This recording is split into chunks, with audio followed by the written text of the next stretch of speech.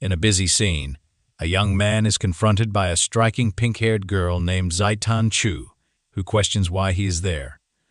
Meanwhile, her companions are calling her towards a nearby cafe. The young man, Qin Li, is the target of Zaitan Chu's sharp words. He is told to stop standing around and to open the car door quickly. Her backpack is shoved into his hands, and he is scolded for being what she sees as a year-long financial burden on her family. It is suggested to him that he find another job, and he is also told that next time the car should be parked somewhere less noticeable, away from the eyes of their friends. The man stays silent while listening to her words. After Zaitan finishes speaking, she gets into the car and complains about her sister's choice of husband, who is the man. Despite her words, the man stays quiet, starts the car, and drives quickly toward the Chu family's home. Soon, they reach their destination, a large, elegant mansion with several floors. Inside, a man named Manga and a woman are sitting at a tea table, drinking tea. He is thinking about how his life could have been different if he had made other choices in the past. He asks when the woman's daughter will arrive, and the woman replies that her daughter is still working at her job, so she's not sure when she'll get there. This woman is a childhood friend of the man's wife, and there's a hint of disappointment in her voice when she thinks they might not see her. The man then wonders about her fiancé, having heard that he rarely leaves the house. He expresses a wish to meet him, curious about what kind of man could capture the interest of such a beautiful woman. He finds it strange that she even brought her fiancé to her mother's house, as that's not something she usually does. After some time, the man and his companion get back to the house. The girl's mother calls from the second floor, asking him to come downstairs, noting how he usually heads straight to his room as soon as he gets home. The girl adds her voice too, urging him to hurry. It's clear there's some tension in the way she speaks to him. Later, she decides to investigate further, approaching his room cautiously. She gently pushes the door ajar and asks if he now thinks of this place as his home or if he just acts like he owns it. The room is dimly lit, cloaked in darkness. Peeking through the crack in the door, she sees him sitting in his underwear, deep in meditation. Frozen for a moment, she quickly pulls back and runs off, letting out a shriek about seeing him undressed. Definitely not what she wanted to see. Meanwhile, Qin Li stays focused in his meditation, his eyes wide open, fully aware of everything around him. A shimmering blue energy dances in the air, and at one point, he opens his eyes. Between his palms, a swirling mass of plasma flickers, reflecting on the past 10 years. His thoughts fill with a sense of triumph. He finally succeeded. It feels like he spent an eternity working toward this moment, but as he parts his lips to speak, only a series of barks escape his throat. The realization hits him. He hasn't spoken a single word in a decade. His jaw and vocal cords have grown stiff, making even the simplest sounds feel strange and unfamiliar. It's a bizarre feeling, and he knows he'll have to retrain himself to speak. Afterward, hearing his mother-in-law's urgent calls from downstairs, Qin Li hurriedly dresses and leaves the room.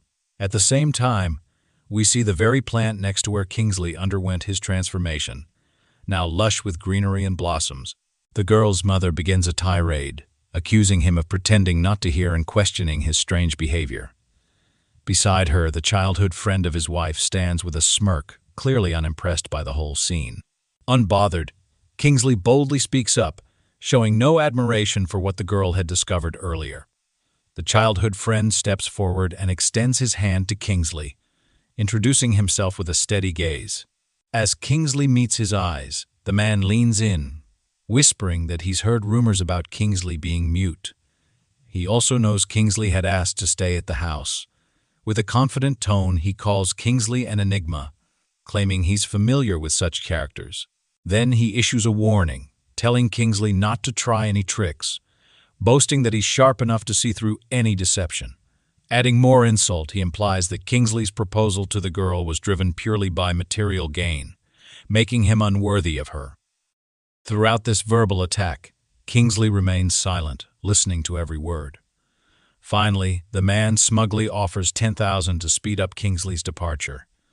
But then, Kingsley grips his hand with such force that the man lets out a scream, his smile twisting into pain. Afterward, Kingsley calmly introduces himself, and both his wife's sister and mother-in-law are stunned. They had believed him to be mute, but here he was, speaking clearly. The other man, equally shocked, demands to know why Kingsley had pretended to be silent when he could speak all along.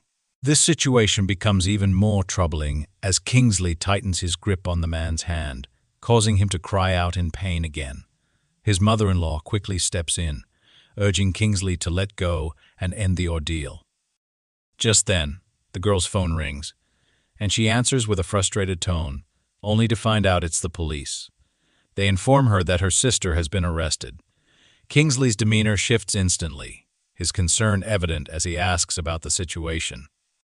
The girl explains that her sister is facing issues at work, which led to her being taken into custody. Kingsley's emotions churn with worry and frustration. Without a word, he turns on his heel and storms out. His mother-in-law watches him leave and asks where he's going, suspecting he might be running away from his wife's problems. Meanwhile, another person present questions the girl about Kingsley's sudden departure. She explains that there have been challenges at her workplace, with the police surrounding her office and demanding the arrest of a specific individual. The man reassures her, stating that their family's wealth and connections will quickly resolve the situation and offer help. It's clear the woman has a fondness for him, judging by her behavior. The chaos intensifies as the events are relayed to the Eagle Company's jurisdiction. Suddenly, a fiery-haired woman loudly proclaims that everyone involved will face jail time today. The crowd turns to her, taken aback by the severe allergic reactions visible on her face.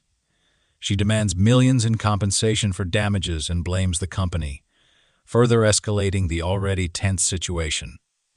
Kingsley enters the scene, cutting a striking figure. She stands tall, her long purple hair flowing around her as she moves closer to assess the situation. Among the crowd, her sharp eyes catch sight of her mother. With a slight smirk, she remarks that any girl demanding millions must have hit her head, though the injury doesn't seem too serious. Next, there's her childhood friend, a guy who confidently points out that thousands, if not tens of thousands, of women use the company's cosmetics without any issues. So the problem likely isn't with the products. Flashing a grin, he mentions that the city's police chief is an old friend of his, implying that the girl won't have an easy time pushing her claims.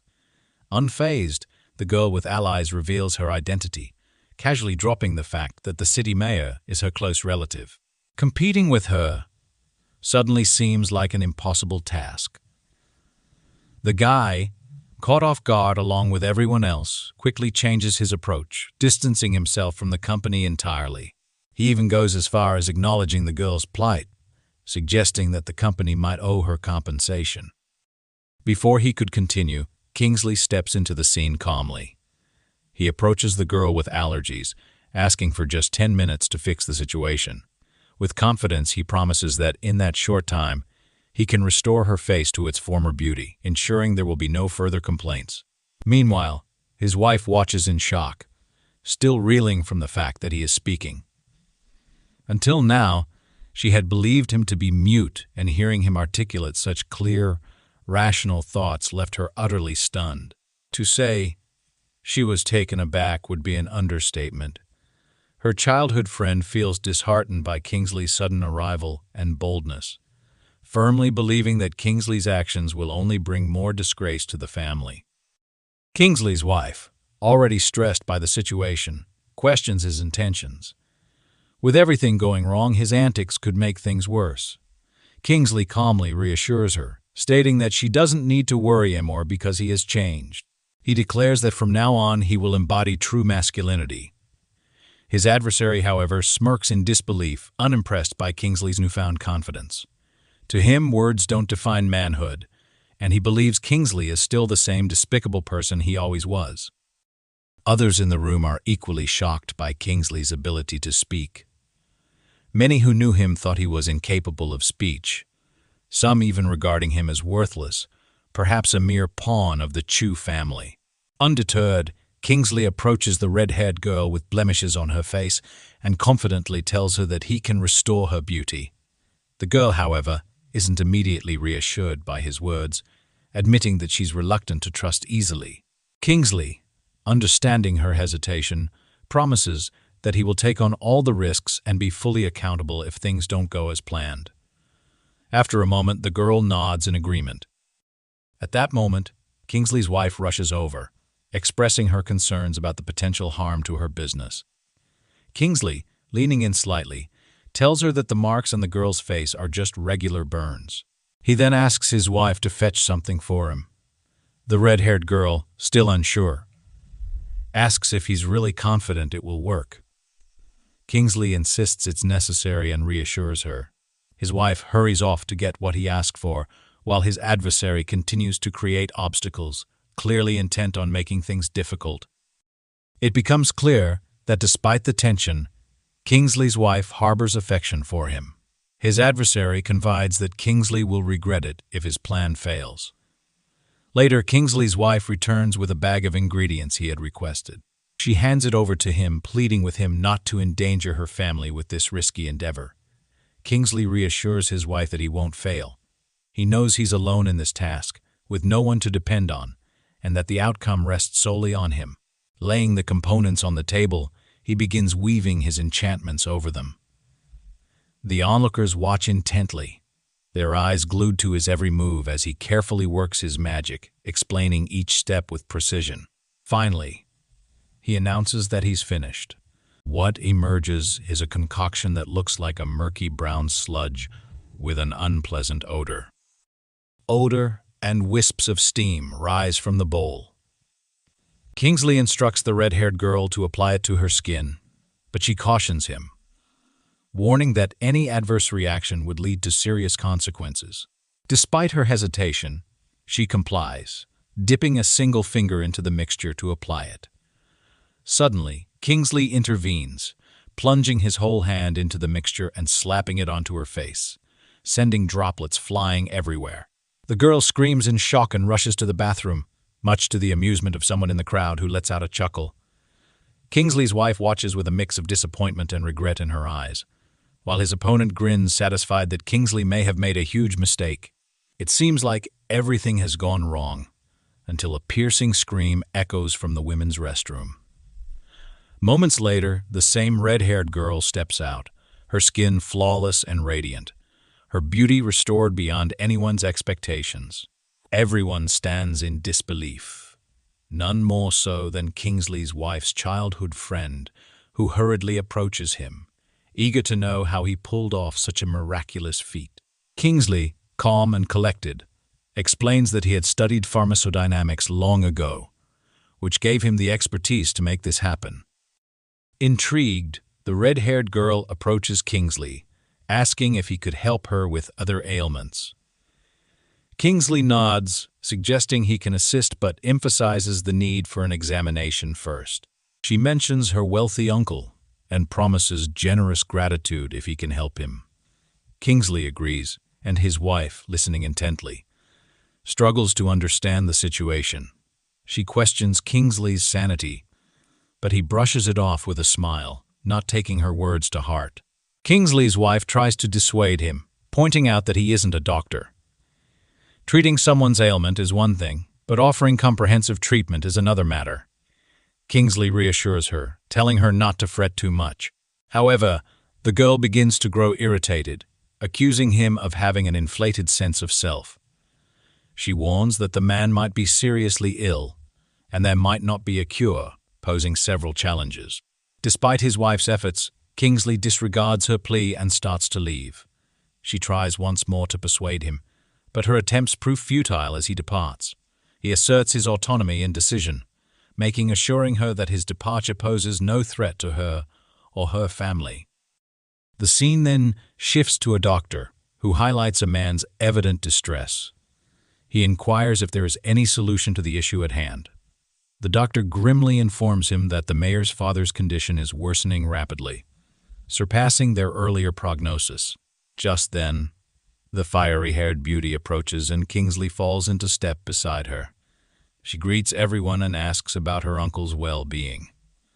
Upon learning of his deteriorating state, she visibly recoils in shock. Swiftly, she transitions to a solution-oriented mindset, mentioning that she encountered an Oriental medicine specialist earlier who might be able to assist them.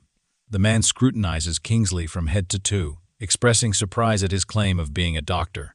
The protagonist confirms he is indeed a doctor, but the mayor questions whether he has looked at himself in the mirror, noting that he appears too young. The mayor then requests to see Kingsley's license. Kingsley admits he doesn't have any documentation, which prompts the man to erupt in anger, accusing the girl of bullying him and asserting he won't trust his father's health to a charlatan. The girl apologizes to Kingsley for having to endure the outburst and suggests that he might need to leave.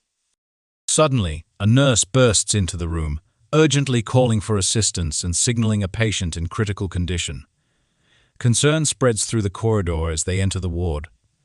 Kingsley trails behind the young woman and her companion. Inside, a man lies on a stretcher surrounded by medical staff. The mayor implores the doctor to intervene, but in a helpless tone, the doctor conveys the limitations of their abilities in this dire situation. The young woman rushes closer to her companion, seeking solace. She reminds her that she didn't come here alone and that Kingsley can help. However, the mayor doesn't take her words seriously, stating that if a qualified doctor, considered the best in the city, failed, then there's nothing Kingsley can do. Kingsley interjects, asserting that it is possible to help, but there's no need to waste time deliberating. All he hears in response is a demand to get out. Undeterred, Kingsley decides he needs to approach from a different angle. He offers the mayor a deal. If he can help Mr. Johnson, the mayor will issue an apology. If he fails, he could face imprisonment on charges of deception.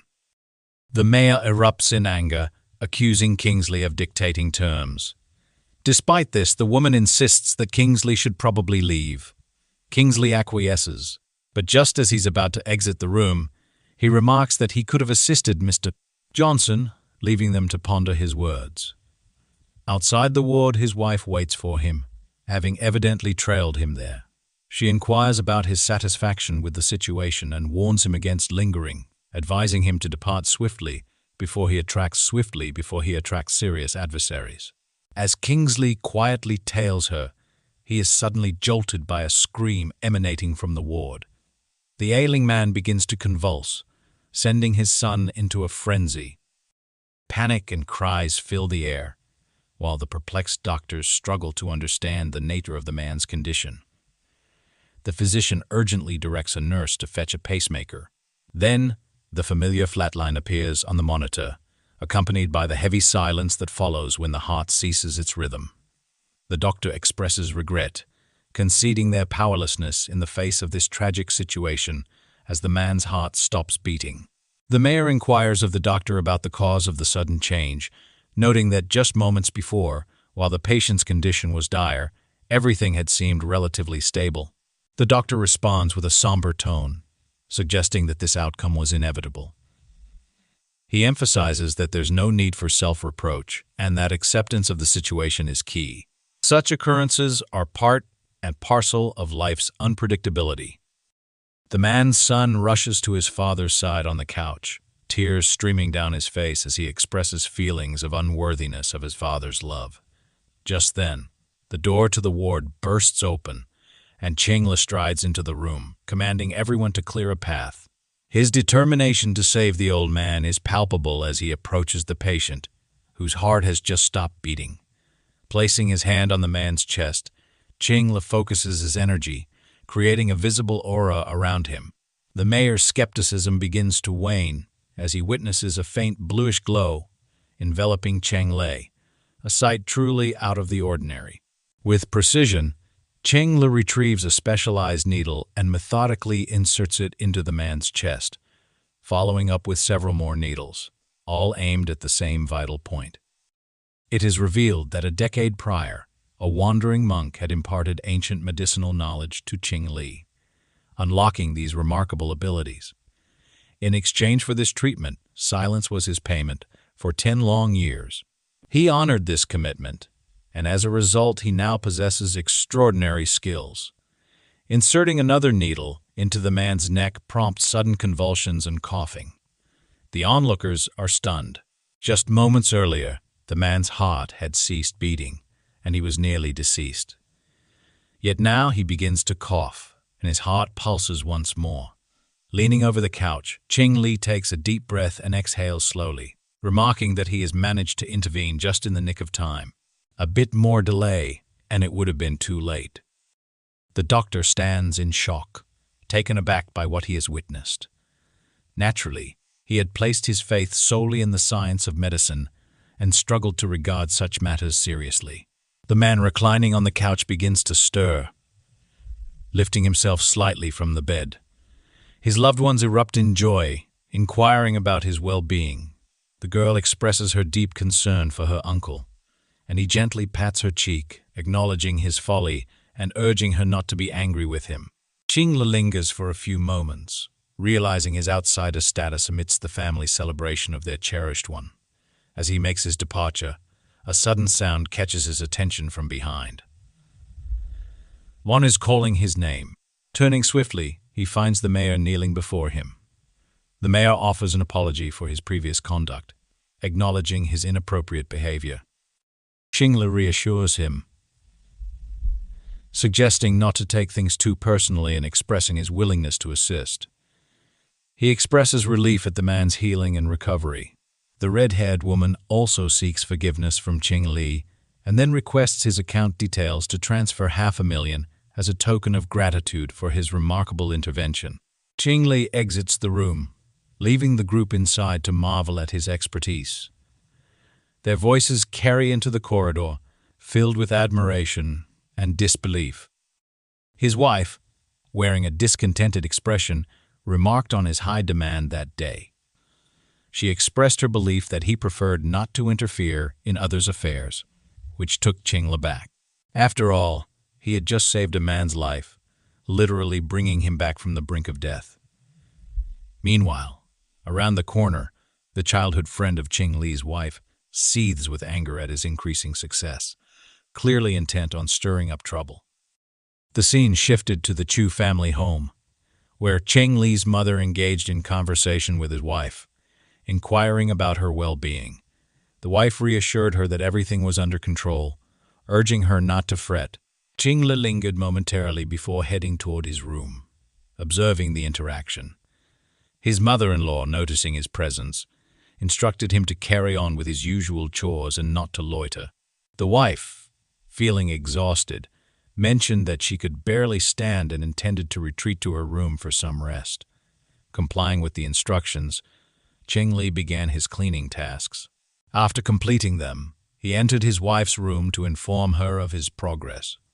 To his surprise, he found a young woman in a short, sheer nightgown practicing yoga. It was an unexpected sight that momentarily intrigued him, but he quickly averted his gaze, feeling the heat of embarrassment rise to his cheeks. The young woman noticed him and mentioned that her sister had warned her about someone engaging in inappropriate behavior in the room earlier.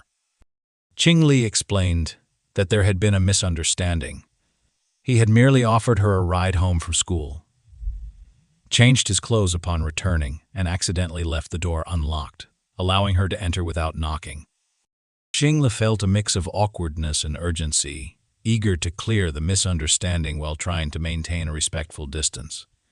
The atmosphere in the room was thick with tension, a blend of embarrassment and the awkwardness of the situation. The girl inquired if Qin Li was being truthful.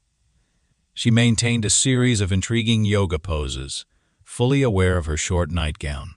He hesitated briefly but ultimately affirmed his honesty.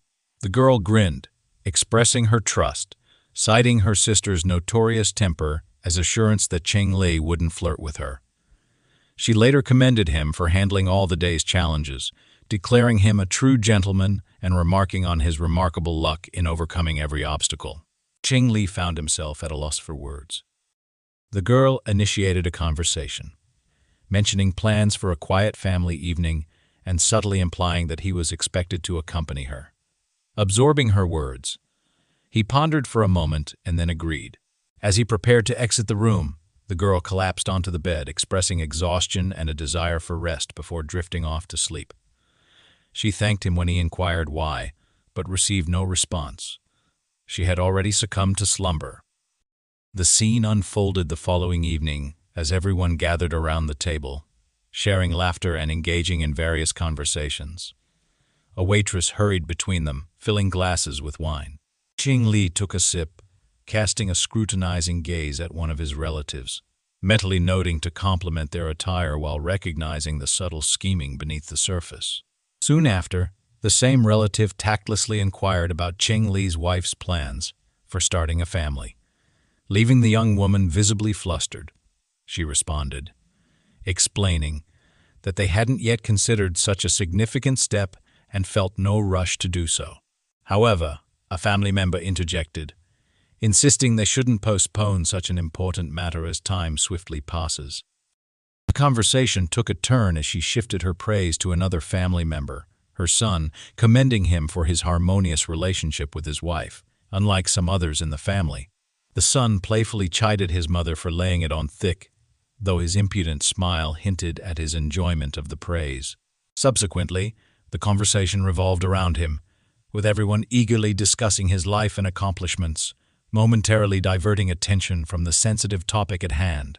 It emerged that the son held a prominent position, prompting everyone to extol his virtues, occasionally drawing comparisons with the main character, sometimes subtly and other times more overtly. The cherry on top was when this gentleman presented a special gift to the head of the household. He produced a petite crimson box and approached the man with it. Upon opening it, the recipient's expression clearly reflected his admiration for the contents nestled inside, a delicate porcelain bowl dating back to the Yuan dynasty. The gentleman mentioned that he had caught wind of the head of the household's appreciation for fine porcelain, which led him to acquire this bowl for a staggering 30,000.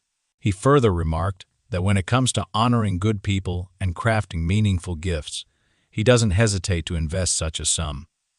For the next 10 minutes, the room buzzed with chatter about the lavishness of the gift and the commendable character of the giver. Qin Li observed quietly, his thoughts diverging sharply from the general sentiment. To him, Chang Hang's penchant for extravagance seemed frivolous. He regarded the bowl as utterly devoid of value, finding the 30,000 price tag absurd.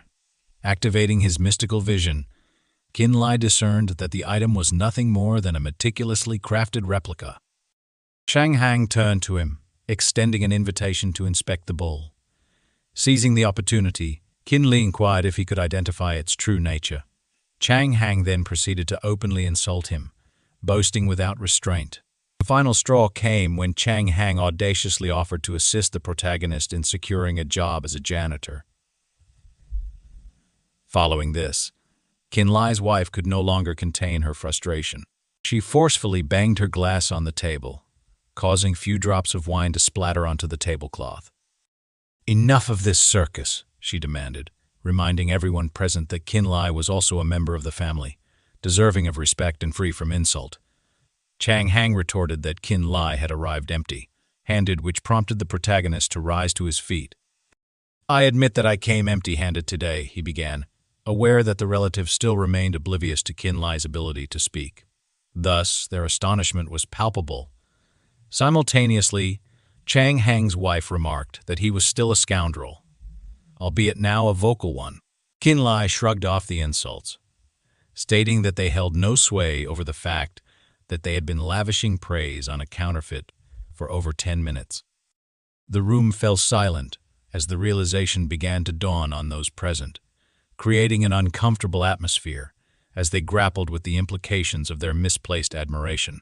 These words stoked the ire of the relatives, and Chang Hang, recalling that he had paid 30,000 rubles for the bowl, vehemently denied any possibility of it being fake.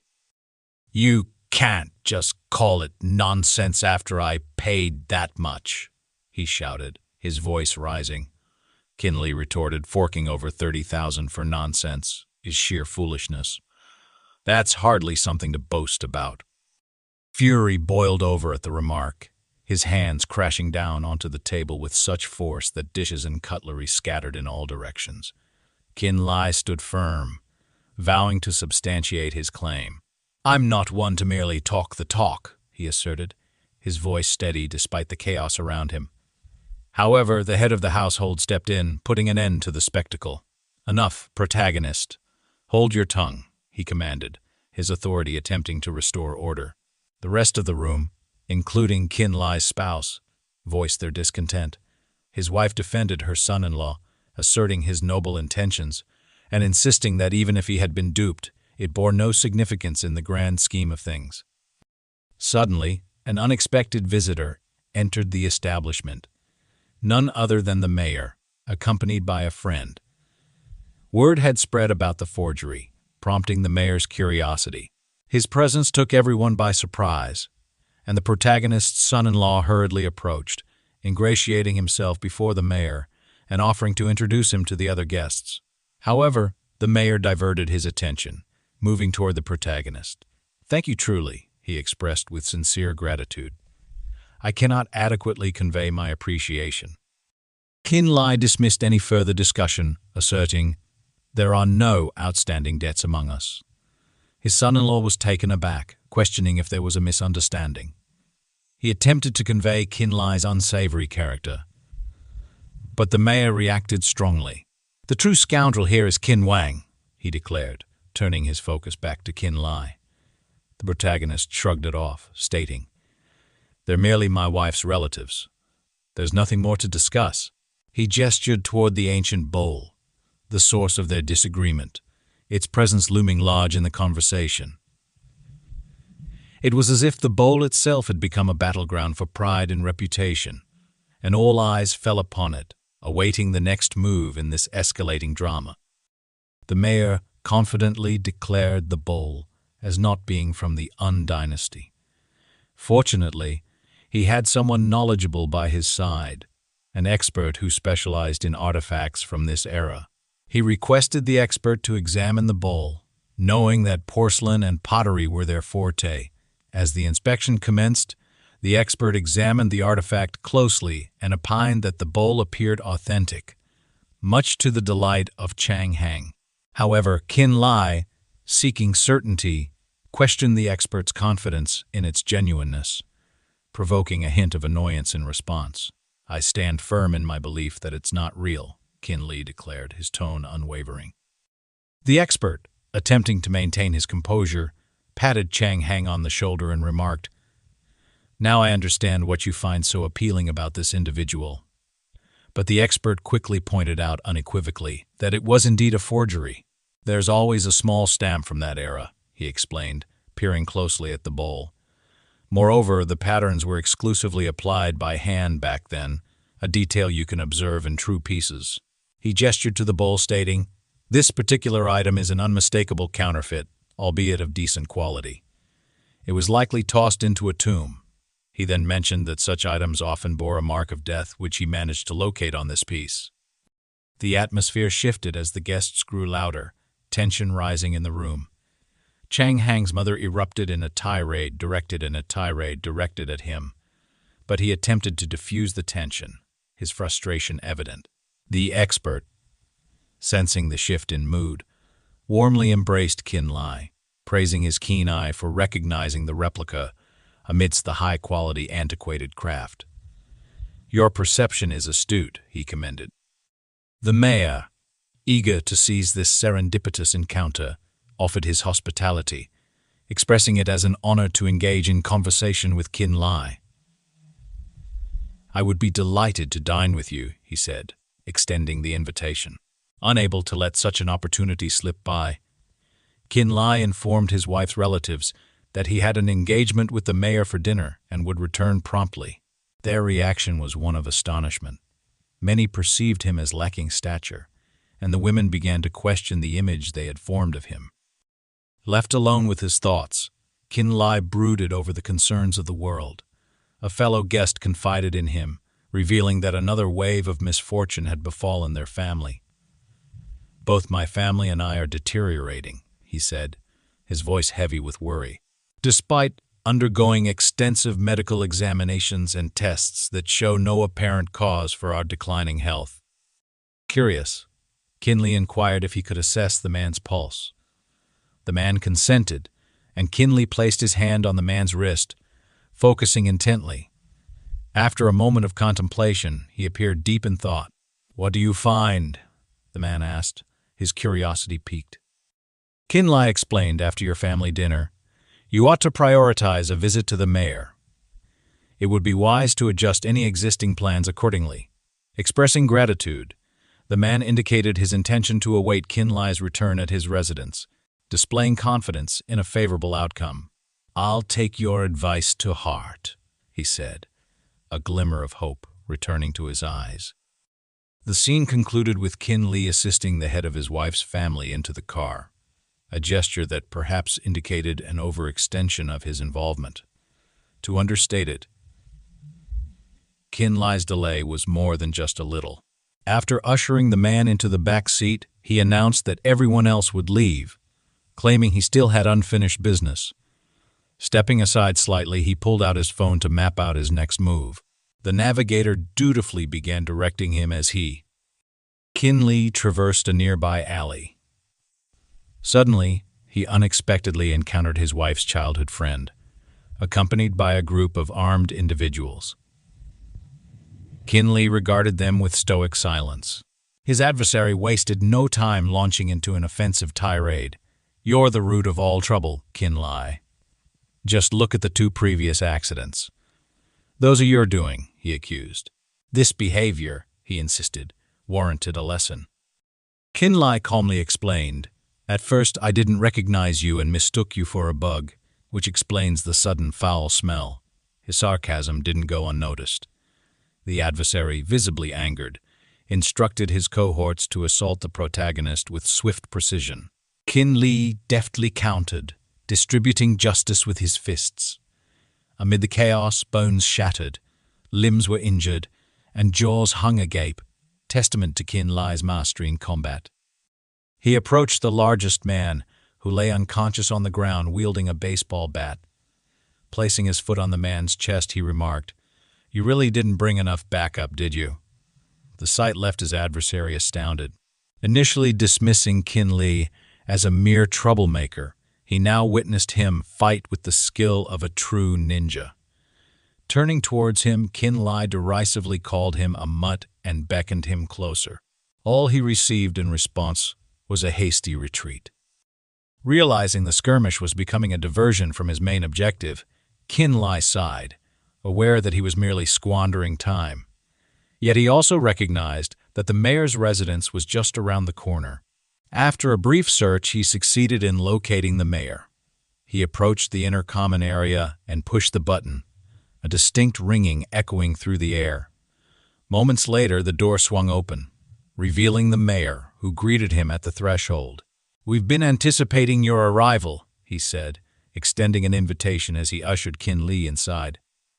As Qin Li entered, he sensed an atmosphere thick with tension. Abruptly, a voice erupted from an adjacent room, causing the mayor's expression to shift. Concerned, he hastened towards the source. "What's going on?" he inquired of his wife. She relayed the troubling news, her voice strained. "The infant has fallen ill once more, and now even lay people are observing a dark aura enveloping the child." It was apparent that sinister forces were at play, and Qin Li's instincts screamed that this was no ordinary illness. Qin Li entered the chamber to find the child suspended in the air, wailing incessantly, while a malevolent presence loomed ominously overhead.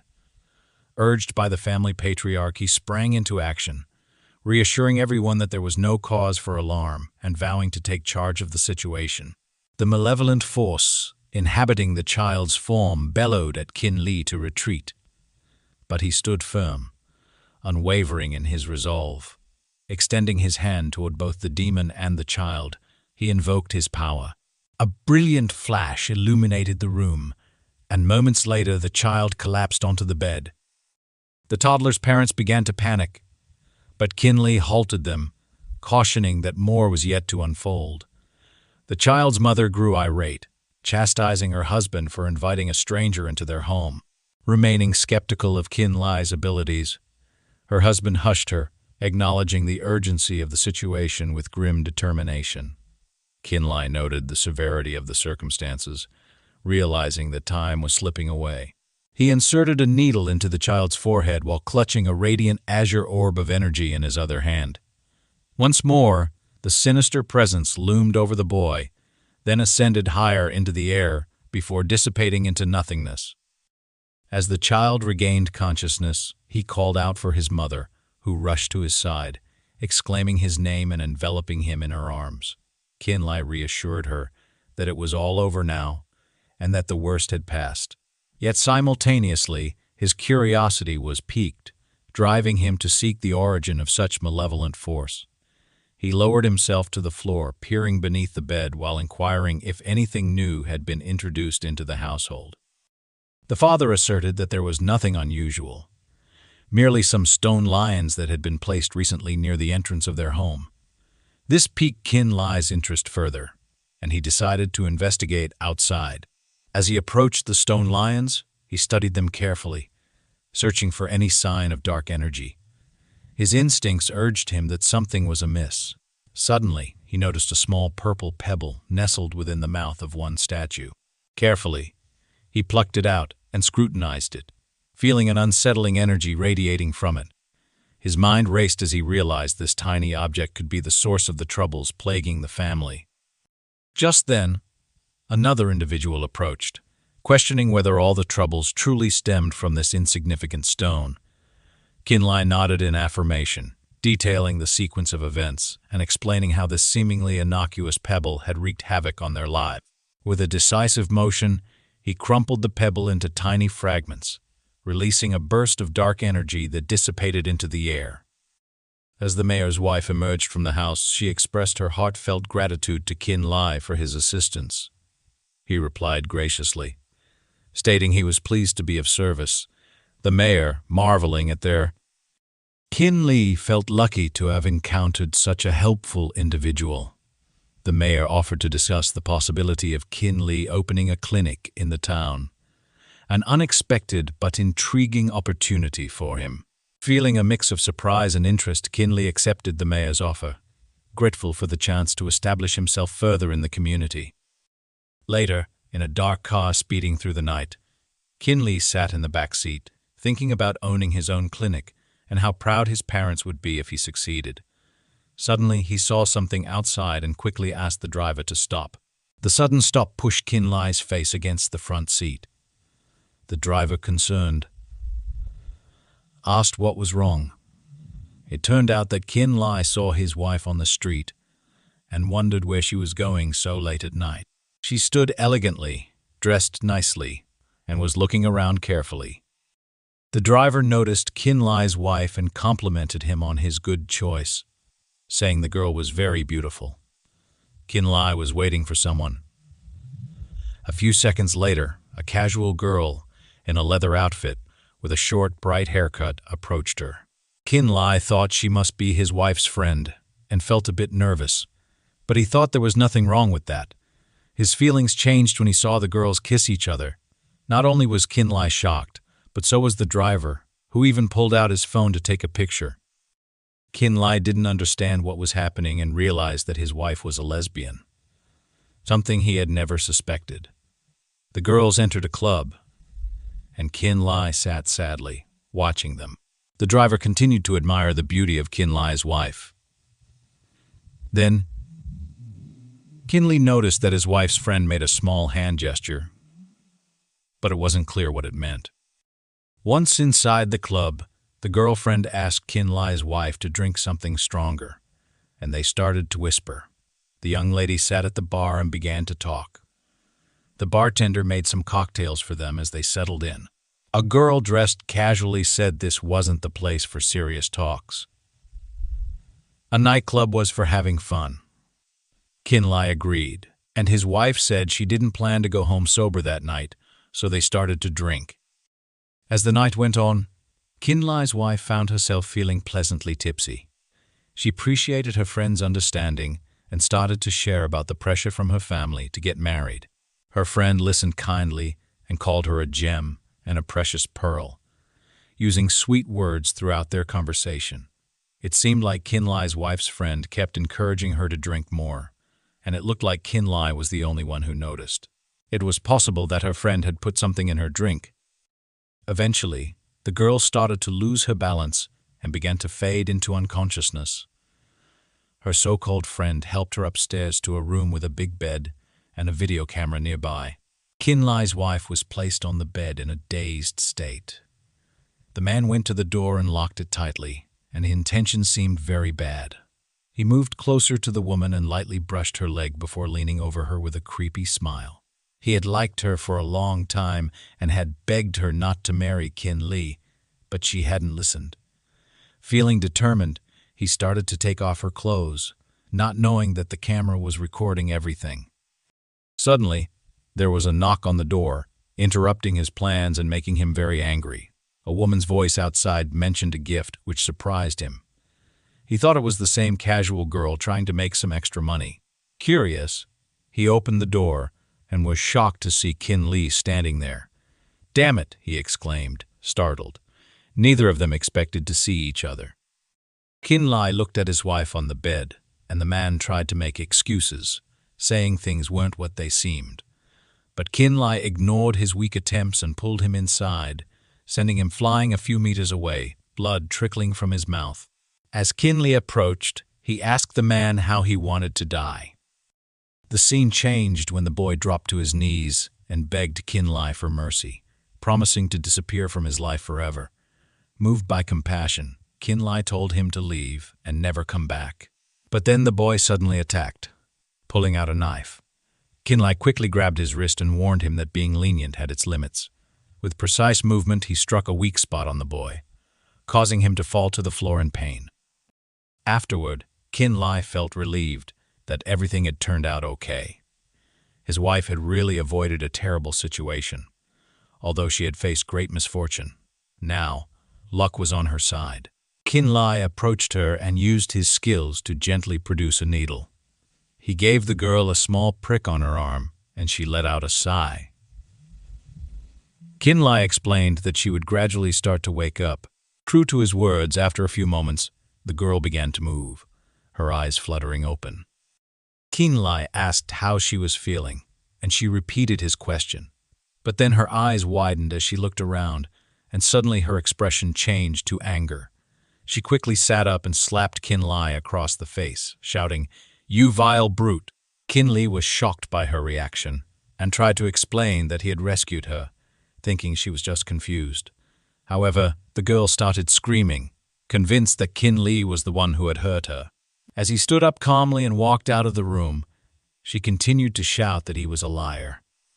Qin Li insisted that he was innocent and that he had helped her, but it was up to her to decide if she wanted to believe him. In response, she called him a deceitful scoundrel and threw a pillow at him, showing her distrust. After Qin Li left, the girl started to cry as she realized something.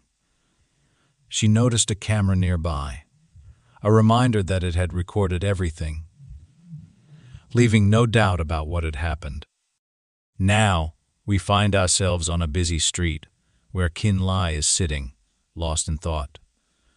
Suddenly, his phone rings, breaking the silence. He answers quickly and hears Mrs. Li on the other end. She asks if Mr. Qin Li is available and then smoothly changes the subject, remembering a powerful cream he had once recommended. Mrs. Li expresses how happy she is with the results, stating that it changed her skin's texture. She wants to buy more of the amazing product and asks for his help. Qin Li asks how much she needs, and she assures him that she will need 2 jars. When he returns home, she offers him 2 million for them. Qin Li agrees, but notes that the price is quite low. Mrs. Li laughs and tells him not to turn down money in the future. She also says she is willing to help sponsor him after hearing about the clinic opening. Qin Li chuckled and thanked Li Yang for her kindness. The scene then shifted to Qin Li's wife's room. An old war clock struck exactly 1:00 in the morning, and and the gentle glow of the moon illuminated the room. A young woman lay on the couch, clutching a pillow tightly as sadness consumed her. She couldn't sleep because she had seen the footage on the camera and now knew the truth. She felt responsible and blamed herself for what had happened. She imagined Qin Li's anger directed at her while her thoughts raced. Just then, Qin Li entered the room and asked why she was upset. He explained that he had been busy with other things. The young woman expressed her disappointment at his sudden disappearance without telling her. Qin Li looked at her meaningfully, which made her stumble over her words, clearly struggling to apologize. Sensing her difficulty, Qin Li suggested that her actions were understandable. The conversation shifted when the young woman started to worry about losing her job, looking very distressed. She then began talking about Li Wan and how often he interacted with her. Thinking this might lead to her getting fired, Qin Li asked what the connection was between them. She replied that it was a direct link. About her job, who would support the family. Finding a new job wouldn't be easy. Qin Li moved to the sofa across from her and sat down. He reminded her of how he had recently helped an elderly man, which led to the mayor offering to help him open his clinic. This showed that he had good earning potential because of his healing skills. His wife could easily join him in his work and help out, so there was no reason to worry. At first, the woman didn't fully trust Qin Li's reassurances, thinking he was just trying to comfort her. Without waiting for her response, he stood up and started going up the stairs, mentioning that the clinic would open soon. The woman had to think carefully about Qin Li's offers. She stayed silent, watching him as he walked away, wondering how much he might have changed in just a few days. Guilt still lingered in her heart. Meanwhile, at the Chu family's house, a girl kept ringing the doorbell and knocking loudly. Qin Li woke up and slowly walked to the door to see what was happening. When he opened it, he found a classmate of both him and Kanan, along with her best friend. She urged Qin Li to stop standing there like a statue and to let them inside.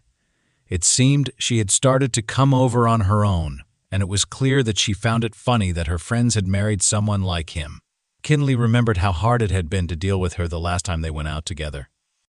Their guests started calling her friend and mentioned that they were going out shopping and then somewhere else. Meanwhile, a car zoomed over the bridge, blasting loud music. Qin Li was driving and his wife and her old friend were in the back seat discussing their plans for the day. The car stopped, and the girlfriend of Qin Li's wife jumped out shouting, "We're here."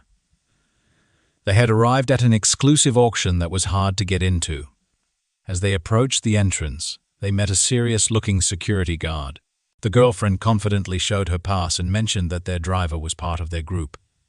Inside, they stepped into an elevator, and when the doors opened, they found themselves in a grand room filled with excitement, where a secret gem auction was taking place. Qin Li looked around, taking in the scene. A friend of his wife mentioned that the city's elite had gathered there and said Qin Li might find a great gem for his wife. He agreed, seeing the value in her suggestion.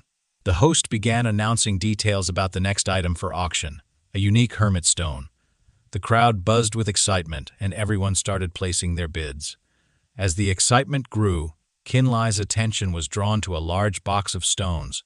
He focused on one particular cobblestone that seemed to have a strange energy coming from it, resonating with something deep inside him. While the host continued to talk about the hermit stone, the girls were caught up in discussing how amazing it would be to get it. Suddenly, they realized Qin Li was missing. He had gone to one of the owl workers to ask about buying one of the stones. He was holding a simple cobblestone, something that was just lying around and worth no more than 100. Qin Li explained that he only had a little extra money after buying a gemstone and asked for help cutting it. The girls found him, and one of them joked that even a pig could find something valuable in the trash. She had also heard that Qin Li was planning to start his own hospital, so his actions seemed strange. Usually, the real jewels were sold secretly. When the stone was cut, the worker went wild. Hidden inside the plain stone was a massive emerald. Everyone, including Qin Li's companions, was shocked. Soon, all the guests gathered around, staring at the gem in disbelief. They couldn't believe something so valuable had come from such a simple stone. Enthralled by its beauty, many people wanted to buy it. A girl quickly offered Qin Li 30,000 for it, along with a bonus. Then a man with a strange mustache raised the bid to 50,000 and even offered any girl as an extra reward. Shortly after, a rich man raised the bid to 5 million.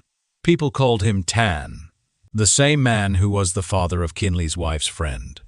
He repeated his offer of 5 million for the stone and asked if Qin Li was ready to accept. Qin Li said the decision to sell the stone was up to his wife, as it was meant for her. He pointed to her, and she was surprised by this but agreed to sell, especially since a rich and important person was interested. The man laughed and said that writing the check was just a small formality. He then walked over to Qin Li and asked how he was so good at finding hidden gems in plain rocks. Qin Li admitted that the stone looked just like any other at first glance, which made the discovery surprising. When asked why he picked that stone, Qin Li didn't want to explain. Mr. Tan respected his decision to stay quiet and said the stone now belonged to him. A friend of Qin Li's wife mentioned that it was the first time something's value had jumped so high at a blind auction. Suddenly, people began whispering that the nugget had split in two, making it almost worthless. The man who bought it just laughed and felt like he had been proven right. He wasn't upset and even invited Qin Li to join him in the jewelry business. Qin Li didn't know what to say, so the man told him not to rush and think carefully. Then he left with his daughter, following behind and asking why he bought the stone, especially since he seemed to know something would go wrong. He just chuckled. As Qin Li drove down the road with his wife beside him, she asked what he had been doing at the auction. He said he had been reading books about gemstones. He handed her a check, but she pushed it away, accusing him again of being unfaithful.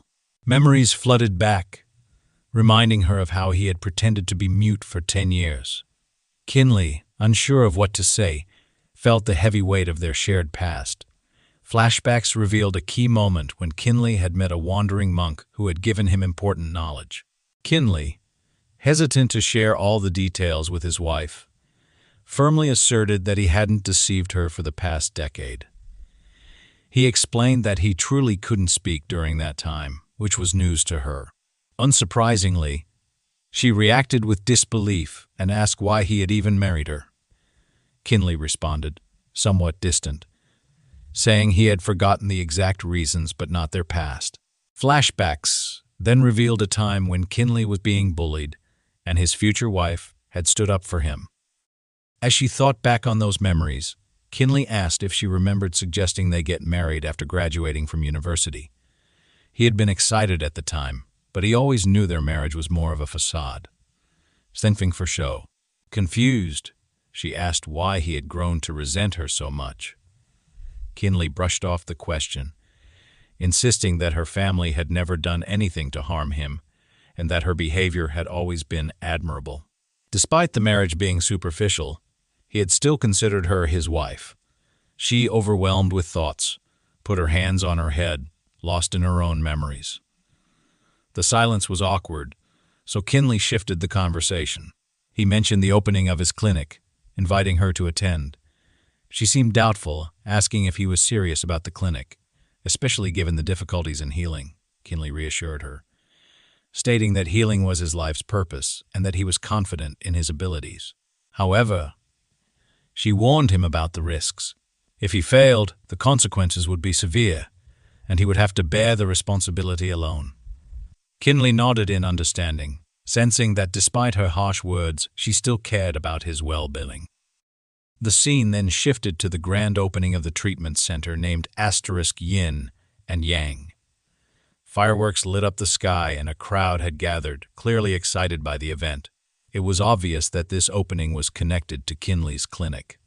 At a nearby table, a couple engaged in a tense conversation filled with animosity, discussing Qin Li. His father-in-law, seated nearby, reassured everyone not to worry about Qin Li, pointing out his hidden talents, like recently saving the mayor's family.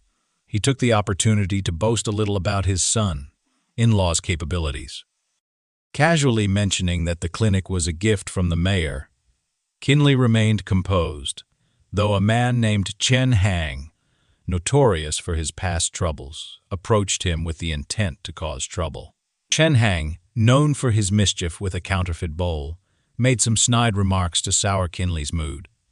When Chen mentioned that Qin Li's clinic was situated within his department, it was clear there was an underlying threat, implying potential trouble ahead for Qin Li. The city's mayor and the striking red-haired woman, both prominent figures, congratulated Qin Li on his breakthrough, presenting him with gifts in honor of his achievements. Their unexpected appearance left the guests in awe, especially Qin Li's envious relative, who had long been vying against him. Qin Li welcomed them graciously, urging them to come inside and join the festivities. However, his wife, visibly frustrated with his reluctance to share more about his success, remained silent. Suddenly, a piercing scream echoed from the street, interrupting the celebration. A cry for help that sent a chill through the gathering. It turned out that a young man had collapsed, and his father's desperate pleas for aid filled the air. Without hesitation, Qin Li rushed through the crowd, making his way to the man and assessing the situation with calm precision. While some onlookers suggested immediate hospitalization, Qin Li reassured them that he could help, urging everyone to remain calm as they brought the boy indoors. Once inside, the boy lay unconscious on the couch, his father kneeling beside him, racked with worry. Qin Li, focused and methodical, began his examination, quickly determining that the boy had been poisoned. His stomach was filled with dangerous toxins. He gently asked the father if he knew what the boy might have consumed. The father hesitated, clearly overwhelmed by his circumstances, and explained that his neighbor often helped watch the boy as he was frequently occupied with work after the passing of his wife. Qin Li, sensitive to the man's deep grief and exhaustion, could feel an oppressive darkness surrounding him, a weight of despair that had taken root. As Qin Li worked, a sudden commotion erupted. Several people barged into the room, accusing him of being a fraud, a quack with no credentials to practice medicine legally. They insisted that the boy be taken to a proper clinic where modern medical professionals could treat him. The Chu family representatives, including Qin Li's wife, seemed to agree, advocating for more conventional care. The boy's father, overcome with distress, glared at Qin Li, calling him a charlatan. Qin Li remained calm, but the urgency of the situation was clear. He tried reasoning with the father, explaining that there was no time to waste. The boy needed help now. As tensions mounted and the child's coughing grew more severe, Qin Li took command of the situation. He instructed the onlookers to clear a path, then swiftly produced a set of acupuncture needles. Ignoring the hostile atmosphere, he expertly inserted the needles into the boy's energy centers, concentrating on restoring balance to his body. The crowd watched in stunned silence as Qin Li's hands moved with it. Precision, every motion measured and deliberate. A few moments later, the young man regurgitated, releasing the toxins from his body. Almost immediately, a sense of relief washed over him, and he could breathe freely again. His father, overcome with emotion, rushed over to embrace him tightly. The boy, still a bit dazed, mentioned he was hungry, and his father, clearly overjoyed, chuckled and suggested they go grab something to eat. Qin Li, wiping his hands, calmly informed them that while the acute symptoms had passed, it would be wise to visit a medical facility for further tests to identify the poison's source. The father, overwhelmed with gratitude, began praising Qin Li, calling him a divine healer. The mood in the room shifted, and where there had once been doubt and skepticism, the crowd now murmured in agreement, acknowledging that perhaps Qin Li truly was a healer, not a charlatan as some had claimed. People began to express their satisfaction, admiration growing for the man who had just saved the boy's life. However, just around the corner, hidden from view, stood a figure silently fuming with frustration. His clenched fist struck the wall in anger. This figure was none other than the childhood friend of Qin Li's wife, consumed by jealousy. It was, in fact, this very man who had poisoned the child in a twisted plot to discredit Qin Li. But now, watching Qin Li save the boy, his plan had failed. Beside him sat an elderly man offering him calming advice. "Patience," he said in a low, gravelly voice. "Everything happens when the time is right." As evening fell, the tension from the day still clung to the air, though Qin Li remained hard at work, tirelessly treating a stream of patients that seemed never-ending. As the sun dipped below the horizon, signaling the end of a grueling day, his attention was suddenly drawn to an odd sight. A young girl perched in a tree, dressed in attire reminiscent of a ninja, with a stained knife in hand. Her intense gaze met his as she leapt down in front of him. Her stance was aggressive. Cautiously, Qin Li inquired about her intentions. The girl eyed him suspiciously before demanding to know who he was. Qin Li, calm despite her threatening demeanor, assured her that he was the local doctor. Qin Li urged the girl to cease her advance, but before she could reach him, she collapsed unconscious on the ground. Rushing to her side, he quickly assessed that she was in dire need of assistance.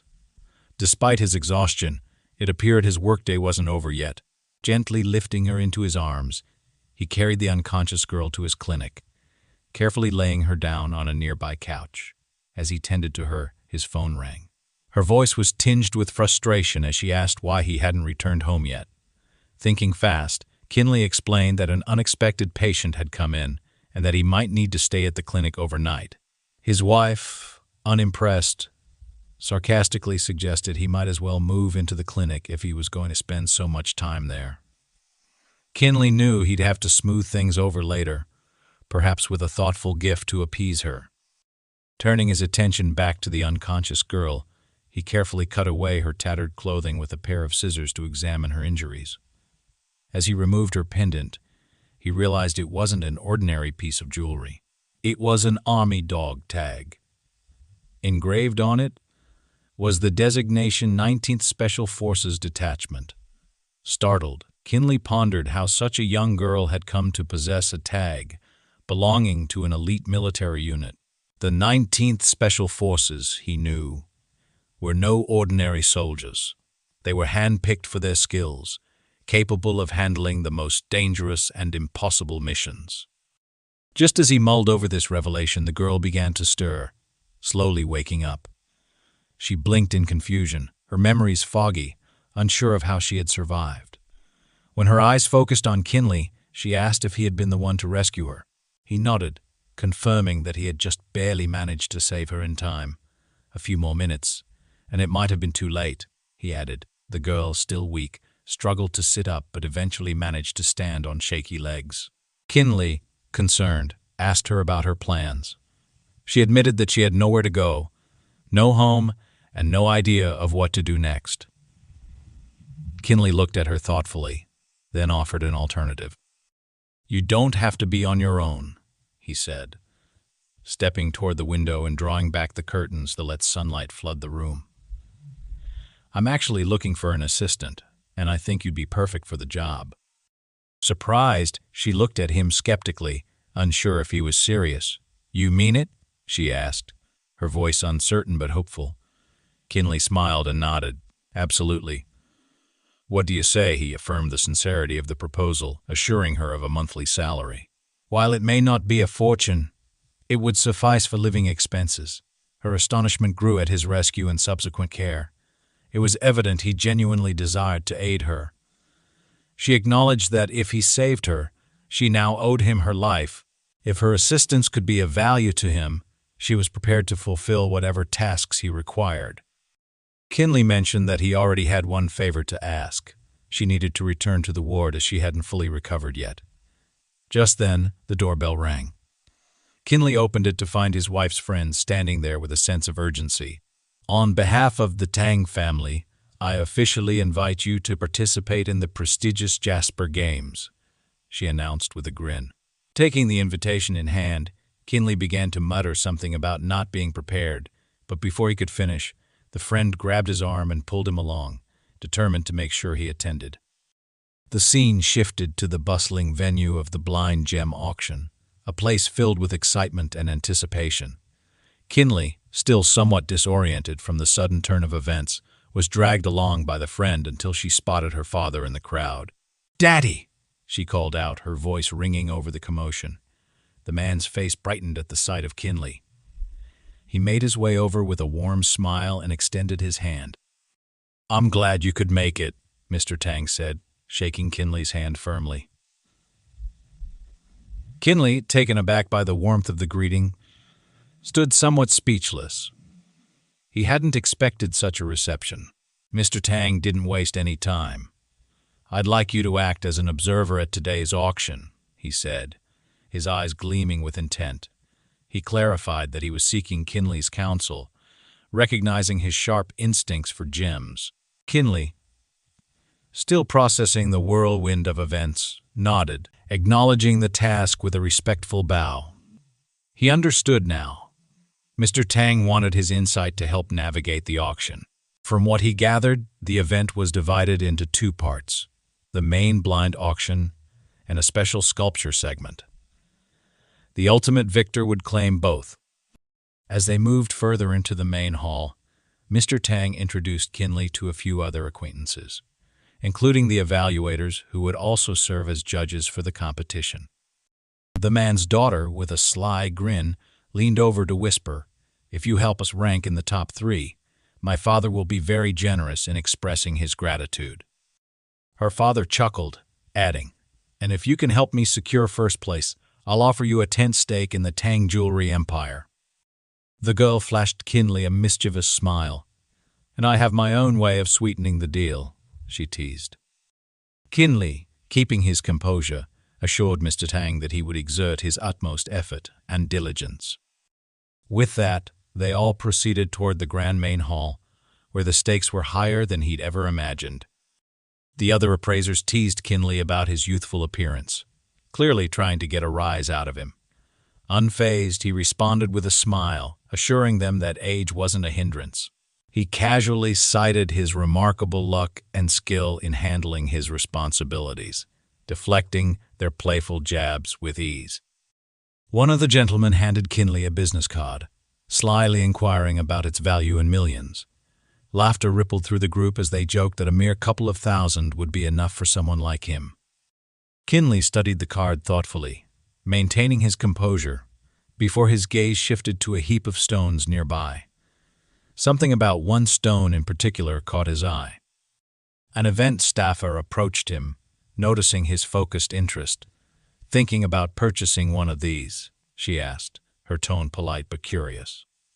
Qin Li's focus briefly shifted to the other appraisers, most of whom had already acquired sizable stones. They exuded confidence, as if victory was already within their grasp. Meanwhile, the staffer assisted, drawing his attention back. With a nod, he handed over the business card, explaining that there were ample funds loaded onto it to cover his expenses. She accepted it with a gracious smile. As more attendees approached, engaging him in lively conversation, it was evident that, despite the stakes, they viewed the event as an opportunity for camaraderie as much as competition. One participant even offered light-hearted jokes about the auction, adding to the overall lively atmosphere. Someone offered Qin Li some friendly advice, suggesting that maybe he should gracefully bow out while he could. But Qin Li stood firm. "I make my own decisions," he said confidently. With that, he proceeded to purchase the stone that had captured his interest, eager to see what lay within. The intrigue grew as Mr. Tang himself approached, asking if the participants had made their final selections. The men spoke up confidently, stating that they had chosen the finest stone this time, ensuring a place in the top 3. Mr. Tang seemed pleased, but the tension in the room was palpable. Suddenly, the air thickened as a man, accompanied by a stunning woman, strode into the scene. He was the reigning victor from the previous event, and he wasted no time mocking Mr. Tang, making it clear there was a fierce rivalry between them, with the Tang family seemingly on the losing end of this ongoing feud. Tension spiked, and a brief altercation ensued but was quickly diffused.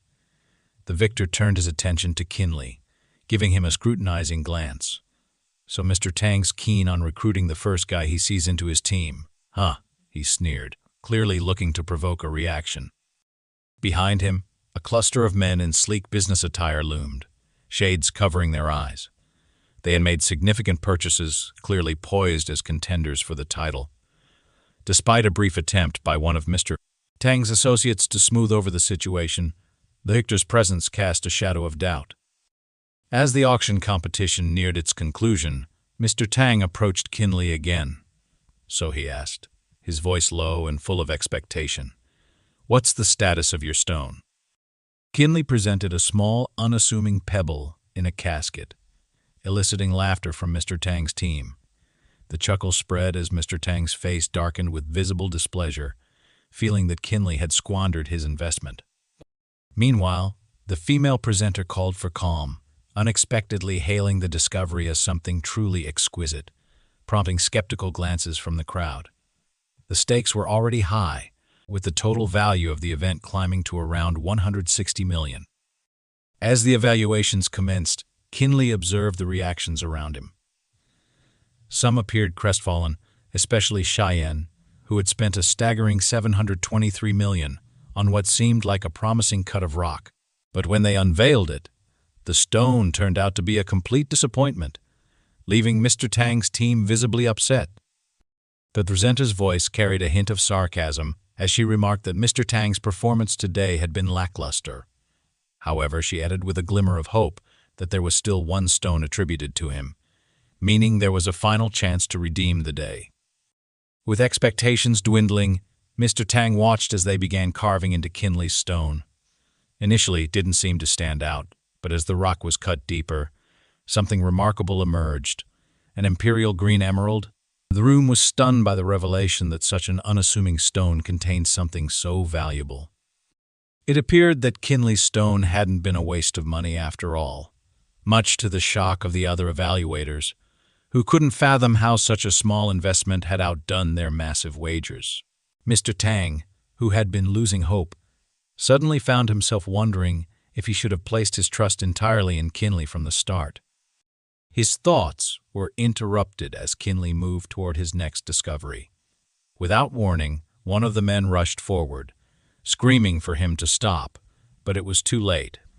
Qin Li had already cut into his second stone. Inside was something even more extraordinary, a statuette made of rare red jasper. The crowd froze in awe as the rarity and value of the find became immediately apparent. The presenter was delighted, explaining to everyone that it was a unique piece of jasper, taking over 1,000 years to form. Even those without expertise could recognize that Qin Li had just unveiled something of immense value. The atmosphere shifted dramatically as the guests began to place their bets. Numbers skyrocketed. 900 million, then 1 billion, and even higher. One guest, watching in awe, remarked that such a discovery was a once-in-a-lifetime event. Beside him sat his elderly grandfather, coughing into a bloodied handkerchief, eyes fixed on the rare find, unable to look away. Qin Li stood calmly amid the chaos, his earlier doubts washed away by the thrill of discovery, knowing that today he had indeed emerged as the unexpected champion. The word sold echoed through the auction hall, reverberating with excitement. Mr. Tang celebrated as he successfully sold a piece of jasper for an astonishing 2 billion, earning him the title of today's champion. Qin Li and Mr. Tang stepped onto the stage, basking in the congratulations from the presenter, surrounded by a standing ovation. "Today's event is surely one for the history books," the presenter declared. Mr. Tang turned to Qin Li, bowing in gratitude. "You, my company would have faced failure," he said, genuine appreciation shining in his eyes. Qin Li felt a swell of satisfaction in having lent a helping hand. Yet he was caught off guard when Mr. Tang, wanting to express his gratitude, offered him the entire proceeds from the sale of the Jasper Nugget, a staggering 2 billion. "Wait, what?" Qin Li exclaimed, stunned by the offer.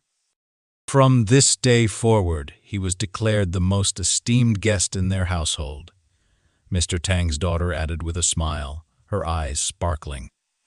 "Thanks to you, our standing has soared. and news of our deeds will spread far and wide across the provinces." Their pleasant exchange was suddenly interrupted by a group of men, shifting the focus back to Qin Li. They conveyed that the individual responsible for organizing the competition desired to meet him, extending an official invitation. Intrigued, rather than intimidated, Qin Li accepted the invitation. Before long, he found himself seated in the back of a luxurious car, contemplating the significance of the Zhang family's invitation. The driver announced their arrival, and as Qin Li stepped out, he was greeted by the sight of a magnificent estate. The security measures were abundant, signaling the seriousness of the occasion. As he entered, Qin Li's keen interest in the grand decor grew. One of the attendants knocked on a door, announcing Qin Li's arrival. The door swung open to reveal the same young man who had admired Qin Li's attire at the auction. "We've been eagerly anticipating your arrival," he said warmly, ushering Qin Li inside. In the room, an elderly gentleman sat in a wheelchair, his grandson beaming with excitement. "You made quite an impression at today's competition," the young man praised. But Qin Li sensed an undercurrent of something deeper. The homeowner, still smiling, clarified, "I have a favor to ask. I'd like to know about your decision to cut into that remarkable emerald. Why did you do it? How did you know there was a jasper nugget inside?" Qin Li smiled back, relishing the moment. "The moment the stone was in my grasp, I felt there was something special about it. Sometimes you just know when to take a risk," he explained. His words hung in the air, hinting at the intuition that guided him through the day's events, a blend of instinct and experience that had led him to this moment of unexpected fortune. He sensed that the old man held more than met the eye, a depth of history and wisdom that intrigued Qin Li, prompting him to ponder what lay beneath the surface. The elderly gentleman expressed a desire to locate the jasper, suggesting that Qin Li's assistance would be invaluable. Directing his gaze toward old man Zhang, Qin Li noted the flicker of curiosity in his eyes, prompting the elder to inquire, "Did you notice something peculiar?" Qin Li hesitated before responding. "I sensed an underlying issue that might not be immediately apparent." The individual acknowledged his uncertainty about guaranteeing full recovery due to the man's advanced age and the severity of his illness, but offered what assistance he could. As Qin Li gently placed his hand on the old man's wrist to take his pulse, he was surprised to feel a significant presence of negative energy deeply ingrained within him. "There's more going on here than just age," he muttered under his breath. After some time and using certain techniques he had learned, the old man began to feel a noticeable improvement, astonishing both him and his grandson. Yet Qin Li cautioned, "This relief is temporary. We need to identify the root cause of your ailment." The grandson, observing his grandfather's reluctance to go outside, recalled recent gifts they had received. "What about that jade stand we got?" he asked, a hint of concern in his voice. Qin Li's expression shifted. "Jade can carry energy, especially if it's been disturbed, or if it came from a cemetery." He paused, observing the old man's expression shift from curiosity to alarm. "Prolonged exposure to such an item could indeed pose health risks," Qin Li explained. With a heavy sigh, the old man confessed, "I have felt the chill of the grave at night." The grandson's eyes widened, the pieces falling into place. "So the jade stand is the culprit behind my grandfather's illness?" Qin Li nodded. "I cannot guarantee a permanent solution, but I can help. However, I initially sought your expertise in stones, particularly the jasper," he said, realizing the current circumstances made that pursuit seem trivial. The family, sensing his sincerity, insisted they were indebted to him for his assistance. The homeowner assured Qin Li that he could ask for anything, and all requests would be honored. "I appreciate that," Qin Li replied. "But aiding others is my purpose. I will help you search for the jasper, but I have a single request." The young heir nodded, eager to fulfill it. Qin Li produced a photograph from his pocket, presenting it to the young man. It depicted him alongside his parents, both smiling. My parents vanished a decade ago, he explained, a trace of longing in his voice. I have a strong desire to uncover their fate and whereabouts. The Zhang family heir examined the image closely, a look of determination crossing his face. I will do my utmost to help you, he promised, acknowledging the significant passage of time and the challenges that lay ahead. We will find out what happened to them. With the commitment made, Qin Li felt a renewed sense of purpose, knowing that he was not only assisting the Zhang family, but also taking steps toward uncovering the truth about his own past. He cautioned that locating relevant information might prove challenging. Nonetheless, Qin Li accepted this with gratitude. Turning his attention to the search for the jasper, he declared his readiness to delve into the matter immediately. Mr. Zhang extended a business card to Qin Li, expressing that it was a small token from the depths of his heart and soul, totaling 2 billion. This amount served as merely an initial offering, with the promise of a significant increase upon Qin Li's discovery of the stone. The agreement was sealed, highlighting the Zhang family's apprehension about their diminishing prestige and viewing Qin Li as their potential savior. The following day, the narrative shifted to Qin Li's clinic. As he unlocked the door, a gentleman approached, stating he had been anticipating their meeting and sought help for persistent migraines. Qin Li offered his assistance, proposing they head inside the clinic. Before they could proceed, a voice blared from a nearby loudspeaker.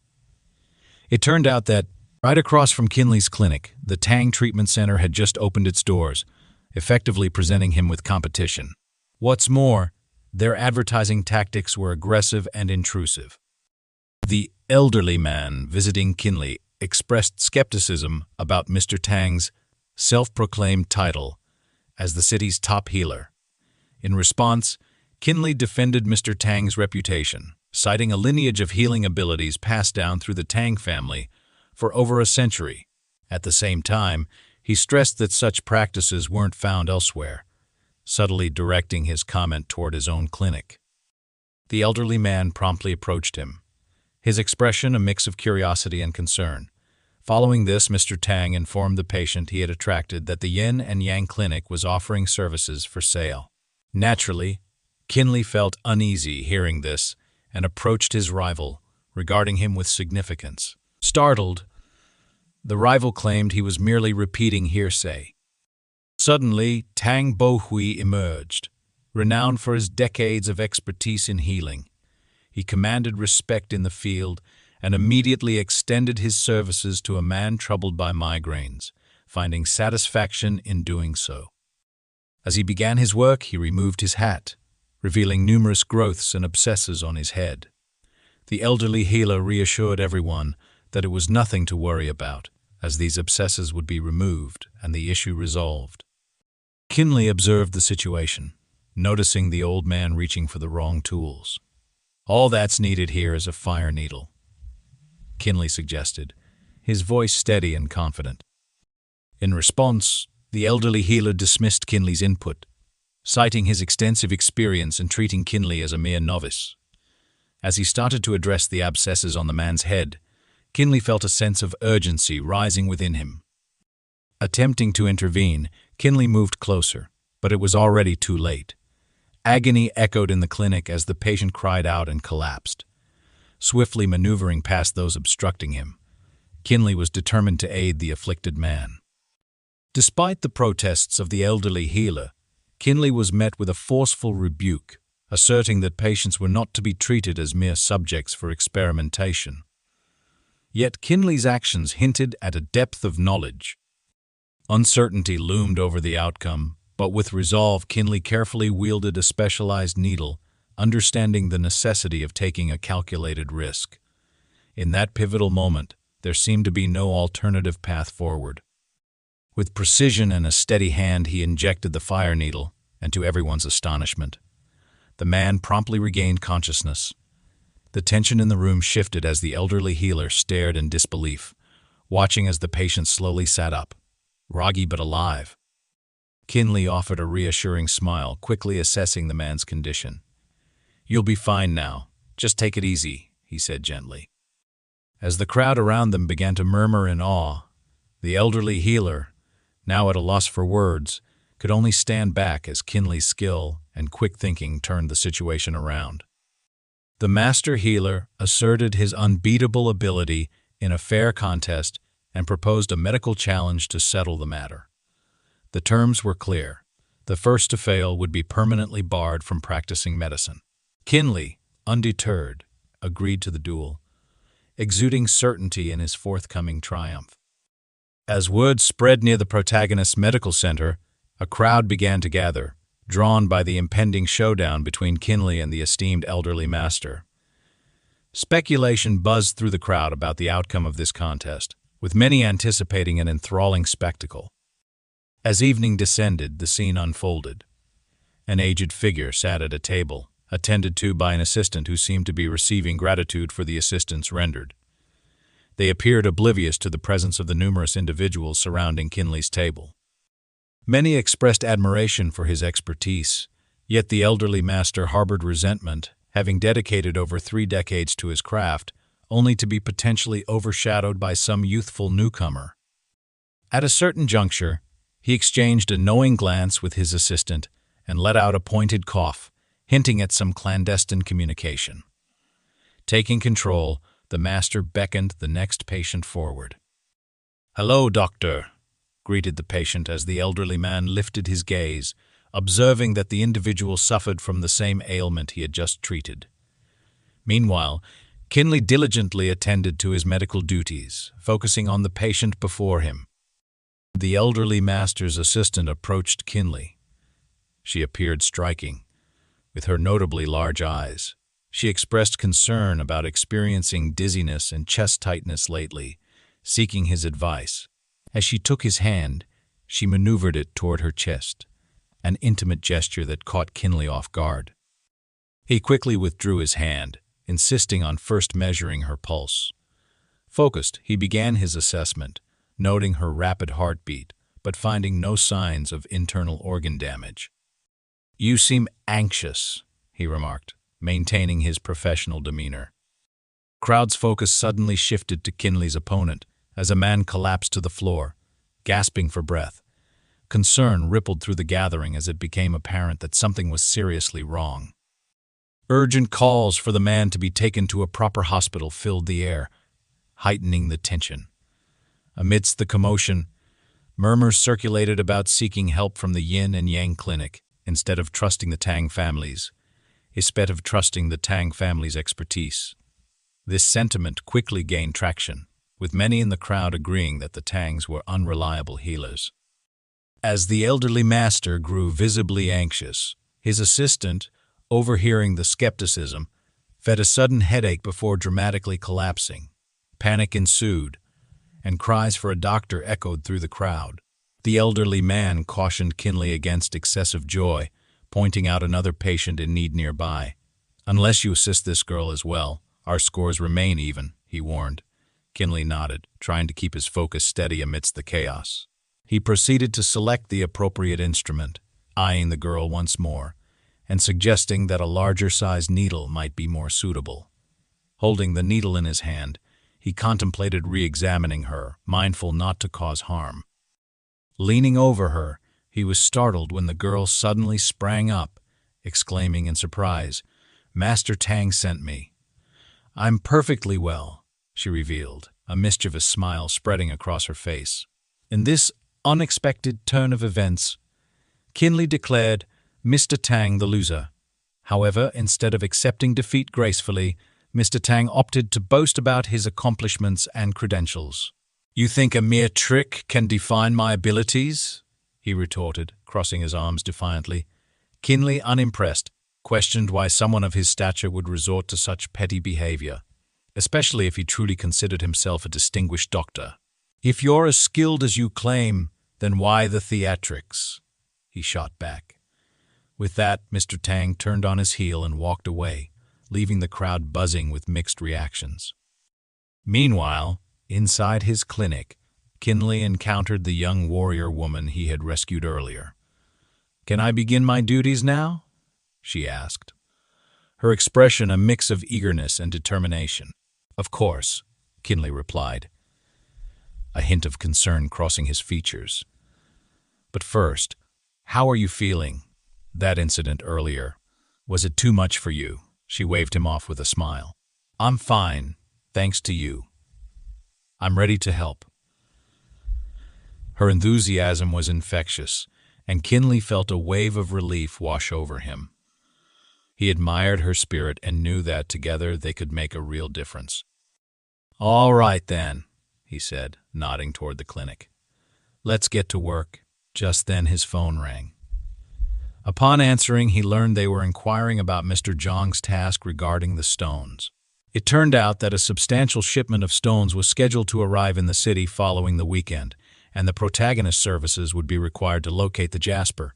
However, there was another discussion not meant for the phone. Chinga mentioned that he agreed to the meeting. The woman on the other end assured him she would forward the precise time and address for his attendance at Tang Bo's residence. Meanwhile, a frustrated Mr. Tang brooded over yesterday's defeat as he tuned into the news. His irritation was palpable, worsened by the presence of a servant who had to bear witness to his foul mood. Suddenly, a visitor arrived, much to Mr. Tang's initial displeasure. However, when the guest mentioned aiding in retribution against Qin Li, the landlord's interest piqued, prompting him to eagerly swing open the door. Standing before him was the familiar face of an old acquaintance, someone harboring his own vendetta against Chinga. This man insisted that only he could execute the plan for revenge and handed Mr. Tang a piece of paper. As the old man unfolded it, he questioned its contents. After a moment, he realized it was some sort of recipe, suggesting that Chinga had also stayed the night at his clinic. Outside, Chinga decided to warm up by taking a Ching strolled and invited his roommate along, mentioning some business he had with her. She agreed, and Ching clarified that it wasn't an espionage mission, but rather a simple visit to an apartment. It seemed like he was keen on striking up a conversation with the girl while they wandered through the city. As they walked, he started asking about her training background and whether her parents had served in the military. However, he soon learned that the girl was an orphan, raised in a training camp since she was 3. Despite her difficult past, Ching optimistically remarked that her life would improve from now on. While she appeared content, she kept her emotions in check. Suddenly, his attention shifted to a salesman displaying various items on a rug. The vendor noticed Ching's interest and highlighted one of the daggers, a clear indication of his curiosity. The vendor claimed to have unearthed the antique blade at an excavation site, asserting its value to be no less than 500. Intrigued, Ching agreed to the purchase. The woman beside him inquired if the dagger held any significant worth. With a cryptic smile, the vendor assured her that she would soon discover its secrets. With a flicker of flame from his lighter, he passed it over the blade, revealing its mystical nature. Astonished, the woman marveled at the sight before her.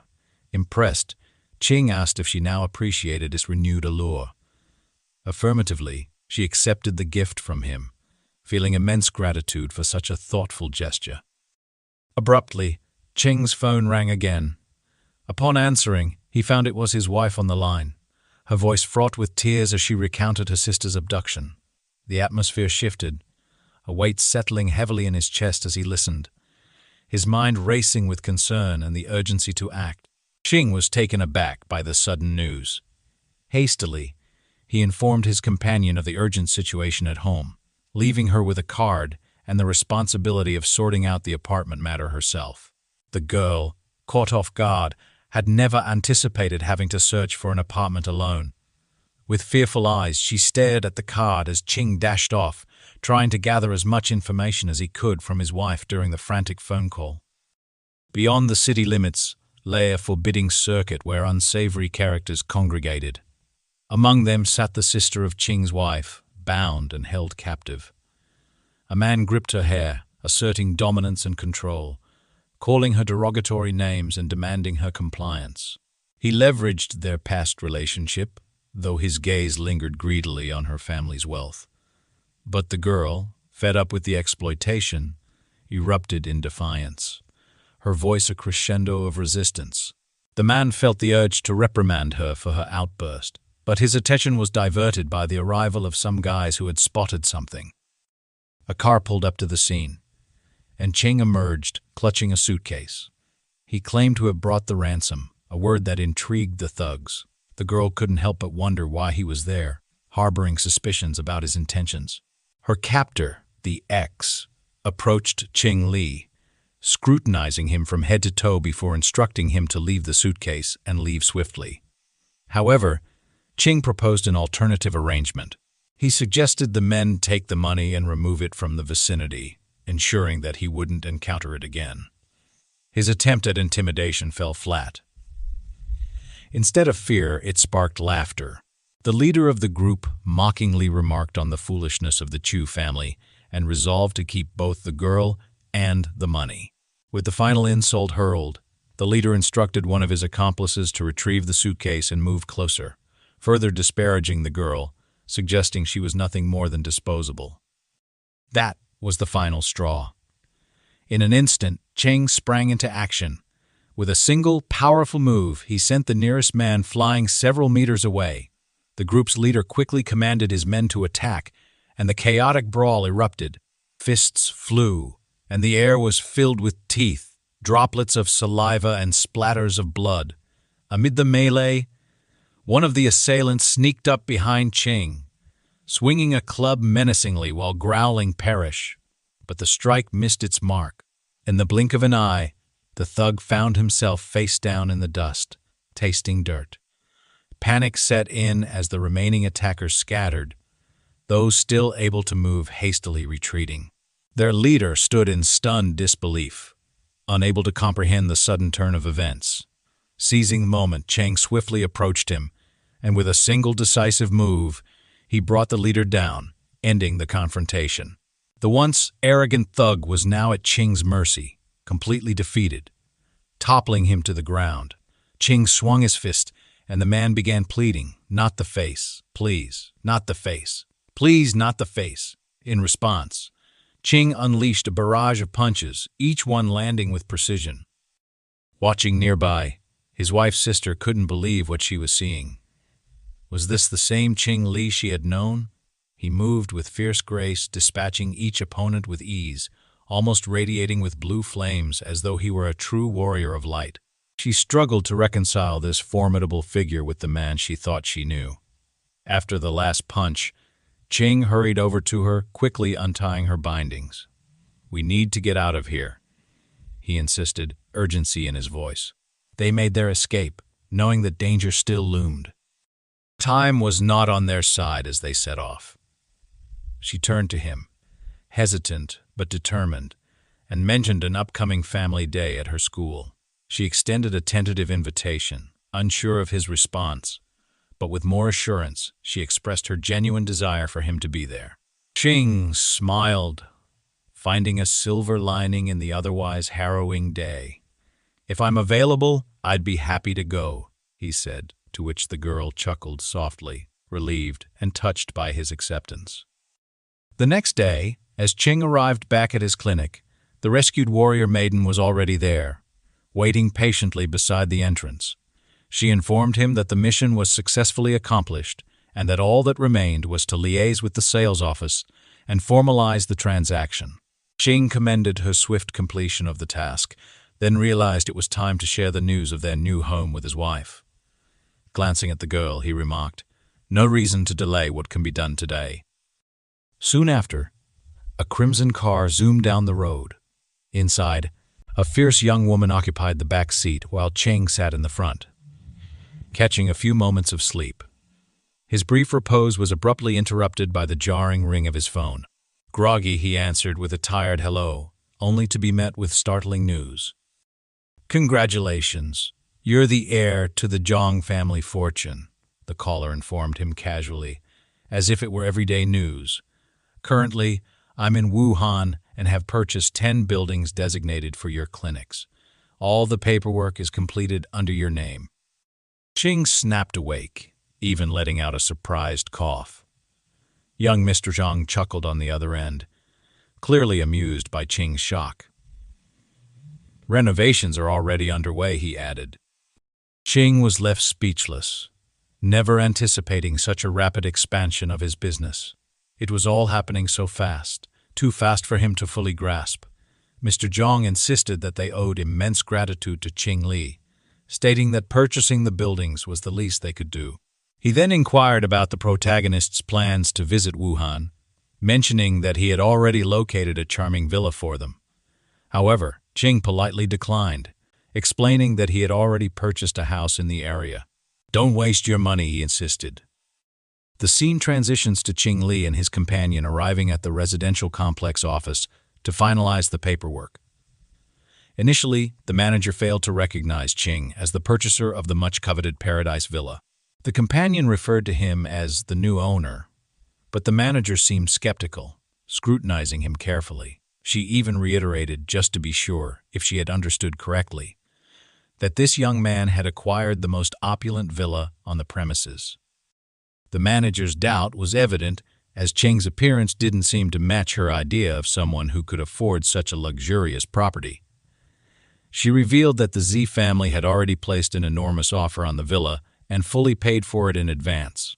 Still, she suggested that if Qing could pay the full amount immediately, it would remain his. It was clear from her tone that she doubted he could afford such a sum. Qing's companion started to fume. She had chipped in for this accommodation, and now, hearing that the house had been sold to others, infuriated her. Her frustration was visible, her face flushed with anger as she clenched her fists. In response, the manager started boasting about her achievements, her smug expression suggesting she enjoyed the situation far more than she should. It was clear the female manager was self-assured, brushing off Qing with an air of superiority. She didn't take him seriously, her manner suggesting she was confident he wasn't the type of person who could afford such luxurious property. But Qing dismissed her behavior as nonsense. He found the customer service notably better here than in his past experiences, though he was still taken aback by the manager's nonchalance. She remarked almost offhandedly that the service was standard, implying not everyone could afford property in this area. Her tone was condescending as she asked if he was even aware of the prices. Their conversation was abruptly interrupted by another woman dressed in striking red, who carried herself with an air of authority. She confidently asserted that only esteemed, affluent individuals with respectable societal standing resided in this exclusive complex. As it turned out, this woman was the head of Paradise Villa, the very residential complex in question. Upon her arrival, the female manager swiftly shifted her demeanor, fawning over her superior. Her voice noticeably rose in pitch, betraying her nervousness as she attempted to win favor. The woman in red stepped forward and reprimanded the manager, affirming that Qin Li was a cherished and esteemed guest of her family. She then turned to Qin Li, expressing deep regret for the uncomfortable situation and admitting to being the one who had contacted him earlier about the stones. Apologizing again for any inconvenience caused, she was clearly trying to smooth things over. Qing, ever composed, reassured her that there was no issue and that he harbored no ill feelings. The female manager, now sensing the drastic shift in power dynamics, altered her approach, suddenly trying to ingratiate herself with Qing. However, he made it clear he didn't require flattery. His identity wasn't important. What mattered was ensuring that his home wasn't sold. After the tension dissipated, Qing suggested it might be more convenient to return later to finalize the paperwork. The female director, eager to please, assured him that there was no rush and even offered assistance with the villa's design, inviting him and his companion to her office. He agreed, and they proceeded there, leaving the flustered manager behind. Before leaving, the director firmly instructed her staff that the manager was not to be involved in this matter again. Later, upon arriving at his clinic, Qing found a large crowd gathered outside. He approached, trying to understand the source of the commotion. Suddenly, a woman in the crowd singled him out, accusing him of being the supplier of harmful medication that had disfigured several people. The police officers nearby cast skeptical glances at him, instantly presuming his guilt. Amidst the clamor of outraged women, it became clear they saw Qing as the embodiment of their suffering. Bewildered, he stood there, trying to comprehend the gravity of their accusations. One woman in the crowd stepped forward, her voice shaking with anger, claiming that she and others had purchased a cream from his clinic, which had severely disfigured their faces. Qing stood bewildered, trying to make sense of the accusations hurled at him. He had only produced a limited batch of cream for Liu Wan, and hadn't sold anything else to anyone. Yet here he was, surrounded by angry women, urging the police to arrest him, calling him a fraudster willing to resort to anything for profit. As the police moved in with handcuffs, the tension grew. A familiar face emerged from the crowd, the warrior girl Qing had once rescued. Calmly, she inquired about the police's intentions. The officers explained that they intended to take Qing in for questioning. At that moment, Qing stood with his hands nestled in his pockets, slowly beginning to pull something out. The officers, on high alert, reached for their weapons, warning him against making any rash moves. In response, Qing raised his hands and clarified that he meant no harm. He was simply retrieving his phone to contact the person responsible for the cream. He handed the phone to the officers, who questioned who this responsible individual was. On the other end of the line, Liu Wan's employee answered, and within moments, Liu Wan herself was on the phone, dismissing the accusations. She confirmed that the cream was made exclusively for her, and that she hadn't shared it with anyone. Shortly after, Liu Wan arrived at the scene, her presence immediately silencing the crowd. She praised the protagonist for the remarkable cosmetic product, her glowing skin serving as living proof of its quality. The women who had accused Qing looked on, their intrigue evident. Liu Wan reiterated that the cream was custom, made for her, and had never been sold to anyone else. The police, sensing something was amiss, questioned the accusers once again. Their firm tone made the crowd uneasy. One woman, buckling under the pressure, confessed. She revealed that the recipe for the cream had come from a member of the Tang family, and they were all paid 10,000 each to falsely accuse Qing's clinic, Yin and Yang, of distributing the faulty product. Meanwhile, back at the Tang family residence, they sat leisurely, playing a board game and laughing at how the plot against Qing seemed to have succeeded. They believed they had outsmarted him with their careful planning and manipulation. Suddenly, the doorbell chimed. The elderly Tang patriarch cautiously approached the door, but before he could react, it burst open, knocking him to the ground. In the doorway stood Qing and the warrior girl, her tail swishing behind her. The Tang family hadn't anticipated such an intrusion. The elderly man looked up, shocked to see Qing standing there, very much free and far from the bars they had imagined him behind.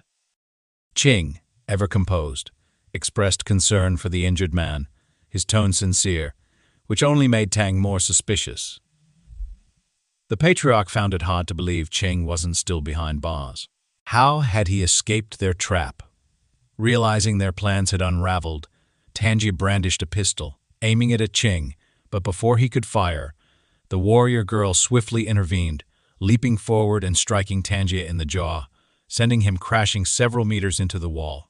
Her military expertise made her adept at neutralizing armed adversaries, and she had done so with precision.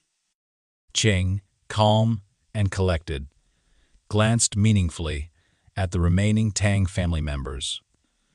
The youngest among them asked nervously what Qing intended to do. He reassured them that he wasn't seeking vengeance, only justice. This time, they wouldn't escape punishment. Just then, Qing's phone rang. It was the female director of the Zhang family, confirming that the villa matter had been resolved. She also requested his presence at the Wild Orchid later that afternoon, expressing her desire for his company. Turning to his companion, Qing mentioned some pending business and took his leave, heading toward his next destination. Qing, now seated across from Mrs. Zhang, was warmly welcomed to the tea party. She poured him a cup of exquisite red tea from France, making sure he took a sip and savored his reaction. The tea was rich with a subtle hint of floral notes, a drink that matched the elegance of their surroundings. As they settled at the table, Mrs. Zhang handed Qing a folder containing finalized documents, explaining that everything was properly in order. Processed, with only the final payment pending. As they conversed, Mrs. Zhang brought up her intention to introduce another member of the Zhang family, Zhongjia. Zhongjia. Intrigued, Qing agreed, curious to learn more about this new connection. When Zhongjia entered, he greeted Qing with a firm handshake, reintroducing himself. Zhongjia, a fresh face in the city, explained his recent arrival to help elevate the family's entertainment ventures. The conversation then shifted to business. Zhongjia, impressed by Qing's reputation, particularly his groundbreaking medicinal cream that healed facial disfigurements, expressed a keen interest in collaborating. The cream's success with the mayor's niece had caught the eye of many, and the Zhang family saw enormous potential in expanding its reach. They wanted to partner with Qing to produce and market the transformative cosmetic on a much larger scale, utilizing the full force of their family's enterprise. Zhongjia emphasized the immense resources at their disposal, detailing how they could help bring Qing's product to the forefront of the beauty industry with their marketing power and distribution channels. He confidently predicted that their partnership could revolutionize the market, potentially turning the cream into a commercial juggernaut. As an added benefit, he proposed that Qing maintain leadership over the venture, a role that Qing naturally gravitated towards. Then, Zhongjia laid out the financial terms. The Zhang family would handle 20 of the overall business operations, while Qing would retain a commanding 80s ownership. It was an enticing offer, full of promise and potential. However, despite the seemingly favorable terms, Qing hesitated. The opportunity was appealing, but he knew better than to rush into agreements without careful consideration. Sensing his reluctance, Zhongjia, slightly irked, discreetly signaled to his relative, Mrs. Zhang. She smoothly picked up the conversation, attempting to clear the air and rectify any misunderstandings from the previous day's incident at the Paradise residential complex. As a gesture of goodwill, Mrs. Zhang made an unexpected offer. They would transfer ownership of the Yellow Ticket Gentlemen's Club, a highly successful and rapidly expanding venue, to Qing. The club, poised to become the city's largest and most prestigious, was presented to Qing as a gift, a gesture meant to honor his connection with the Zhang family. Mrs. Zhang, her tone sincere, insisted that accepting the club would not only benefit Qing but also cement their family's relationship, bringing honor to both sides. Qing pondered the situation, weighing the new proposition carefully. The offer was grand, but his instincts told him to be cautious. Qin Li, sensing the mounting tension in the room, humbly interrupted the accusations, expressing gratitude for the Zhang family's concerns. He reassured them that there had been no wrongdoing or secret affair. "It wasn't like that," he replied, trying to defuse the situation. "She needed medical attention. I was just trying to help." His mother-in-law cut in sharply. "You're saying this is nothing, but the photographs show otherwise. What kind of man hides such things from his wife?" The photographs were still spread across the table. Snapshots of Qin Li and the injured woman from the military unit, pictures that could easily be misinterpreted. Each frame seemed to deepen the hostility in the room. The younger sister, fuming with anger, slammed her hand on the table. "Why didn't you disclose this sooner? Why did we have to find out like this?" Qin Li felt the intensity of their accusations, but he stayed composed. He wasn't a man who could easily be rattled, and he knew that responding defensively would only escalate the situation. "Photos, where did they come from?" he asked, trying to understand how this misunderstanding had even begun. Pressure built. Qin Li decided to come clean about everything. He took a deep breath and started from the beginning, explaining how the injured girl had come to him, how he had felt a sense of duty to help her recover, and how she had remained under his care to ensure she healed fully. "There was nothing romantic," he clarified, meeting his wife's eyes. "I was just doing what I thought was right." But his words didn't seem to fully land. His wife's eyes flashed with a mixture of anger and hurt. You kept her presence hidden. Do you know what that looks like? She asked, her voice trembling. How could you let me sit here worrying while you were with her? By not telling you everything, he said softly. But you know me. You know my heart. I would never betray you or our family. I was just trying to help someone in need. The silence that followed felt like it stretched on forever. He helped her by offering shelter at his clinic since she didn't have a place to stay. He assured her that he would reach out to confirm the arrangement. Then he called her number, and after a few beeps, a voice answered, calling him chief and asking if something was wrong.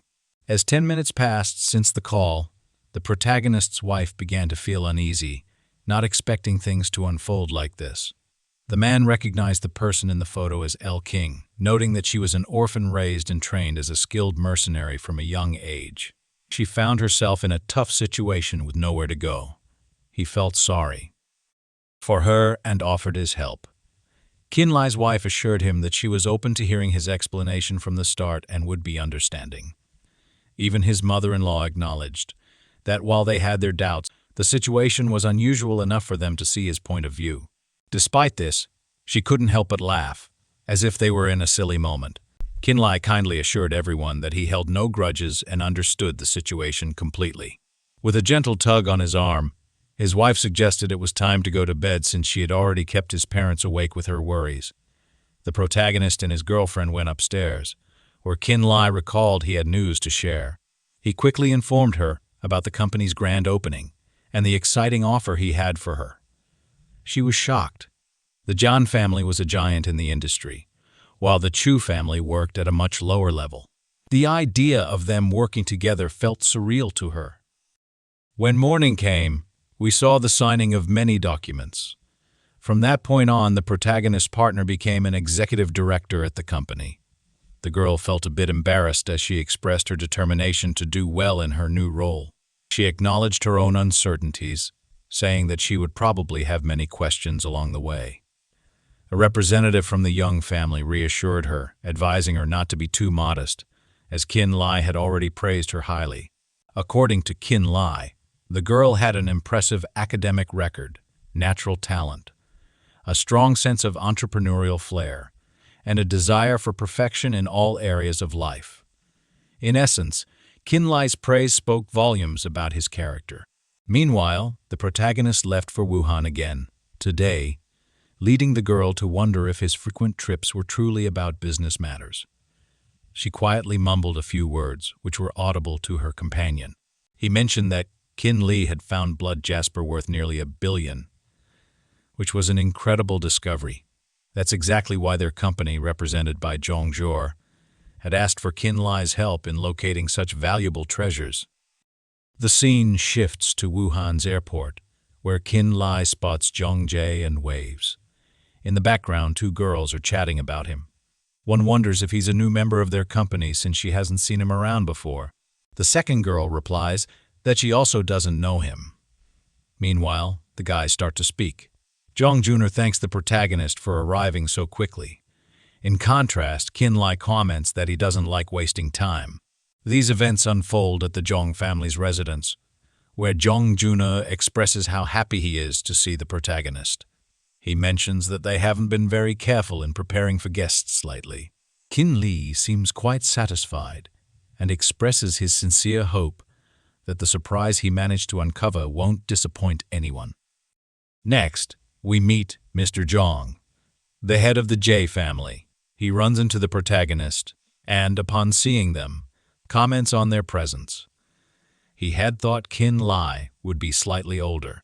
The protagonist responds that age doesn't necessarily relate to knowledge or skill, revealing that they have a basic understanding of Chinese medicine and a few other things. At this point, Zhang Jar steps in and asks about the significance of the stone. Mr. Zhang explains that they have examined it thoroughly and adds that it has been over a decade since he has seen something as remarkable as this. Clearly, this discovery holds immense value. Upon hearing this, he is surprised to find the emerald pearl, which is worth hundreds of millions. He mentions that he didn't expect to see such a rarity again. He begins to reminisce about the past and calls Qin Li a true guardian angel of their family, expressing that he has helped them a lot. The protagonist says he is glad to help and is pleased that his assistance is appreciated. Everyone seems satisfied. Afterward, the boys walk around the house. Jung Junior suddenly remembers that he forgot to tell the protagonist something. He pulls out an envelope and tells Qin Li that he had asked for a favor the last time they met. Inside this envelope is what they have managed to gather about the main character's parents. A young man from the Zhang family compiled a brief dossier and passes the envelope to Qin Li, cautioning that the accuracy of the information isn't guaranteed. Qin Li should review it thoroughly. As Qin Li opens the envelope and starts examining the documents, Jung Junior mentions that much of the information is quite vague and uncertain about its reliability, but he believes it is worth considering. However, there was something else missing from that envelope. Around 2 years ago, traces of the protagonist's parents were found in the capital. This made Qin Li very interested. He asked about how reliable this information was. Mr. Jung Jr. He mentioned that he had only received it recently and couldn't guarantee its authenticity. He promised Qin Li that once it was verified, he would let him know.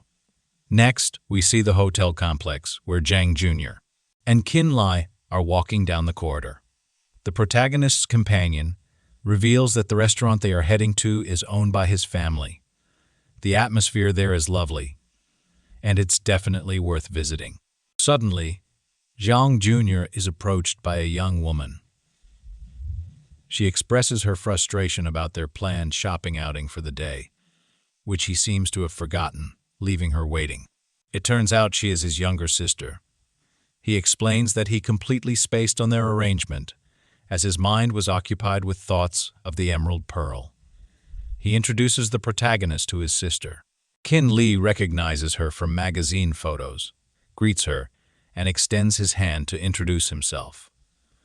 However, she doesn't seem very interested in meeting new people and isn't particularly friendly. She suggests they go to the restaurant if that was their plan. It is clear she is still annoyed with her brother for forgetting about her. On their way to the restaurant, the protagonist's companion advises not to take his sister's behavior personally, as she usually acts this way toward men. The girl overhears this, and the conversation only makes her angrier, prompting her to continue expressing her frustration during the argument with her brother. Her voice grew louder, and their heated exchange was suddenly interrupted by a staff member rushing over with urgent news for her. It was Manager Nib. Despite her annoyance at the interruption, she could see that the man was very serious as he hurried down the hall, catching the attention of onlookers. Manager Nib wasted no time and informed her that an employee had climbed onto the roof and was planning to jump.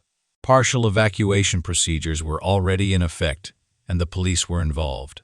He emphasized the urgency of the situation, stressing the need to resolve it quickly to avoid any casualties. Following her instructions, she immediately went to the scene. Turning to the protagonist, their companion expressed regret for the uncomfortable situation, explaining that they just wanted to enjoy a nice meal. Qin Li countered that this was an unexpected emergency and said there was no need for an apology. Instead, he suggested they investigate the situation together. When they arrived, they spotted a distressed girl on the roof, clearly on the verge of jumping. They tried to talk her down, but it didn't seem to work. The girl was already lifting one leg into the air. Sister Zhang intervened, urging her not to make such a rash decision and emphasizing that it was not worth it. She promised to fulfill any request the girl had if she would not go through with it. The girl about to jump turned her head and asked if any request would truly be honored. Meanwhile, the people around her continued their efforts to prevent the tragedy. Sister Zhang approached the girl to offer her assistance. Suddenly, the woman attempting suicide leaped and grabbed Sister Zhang.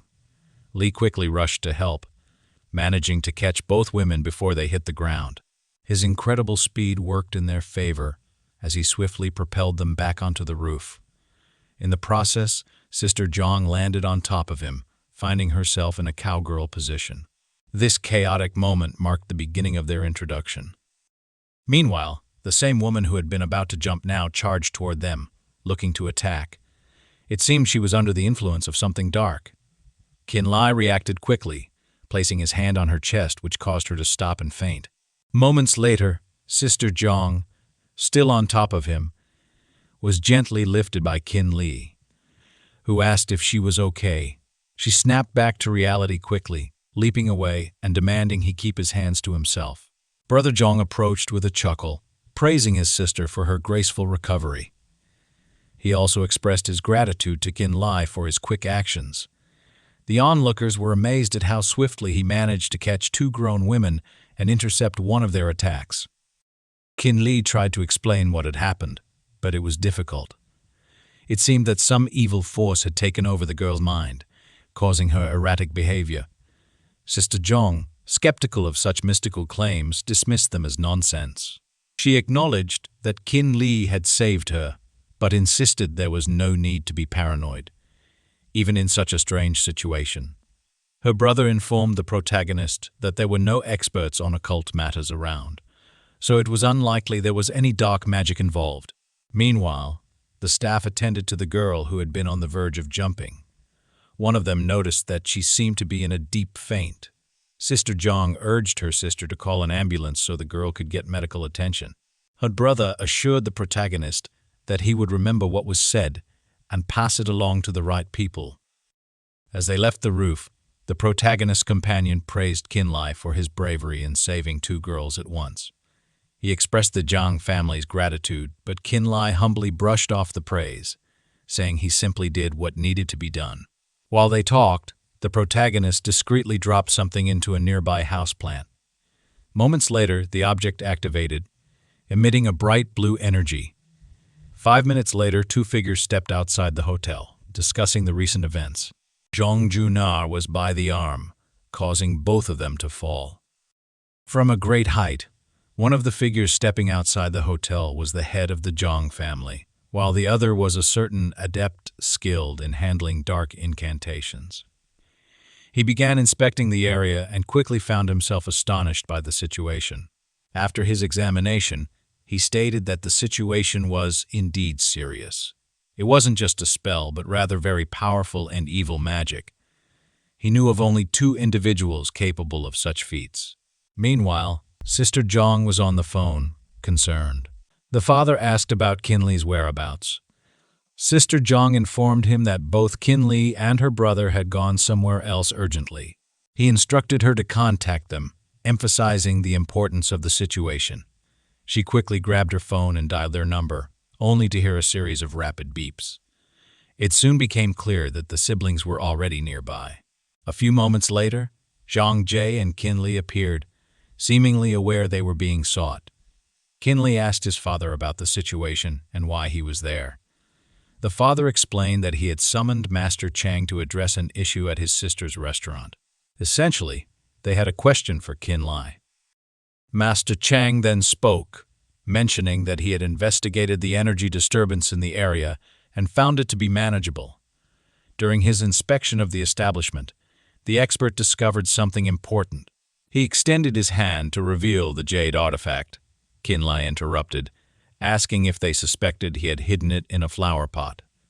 Zhang Jun then inquired about the nature of the jade trinket and the situation surrounding it. The master chuckled, commenting on the youthful curiosity he encountered. He noted that it seemed the younger generation was surpassing the older one.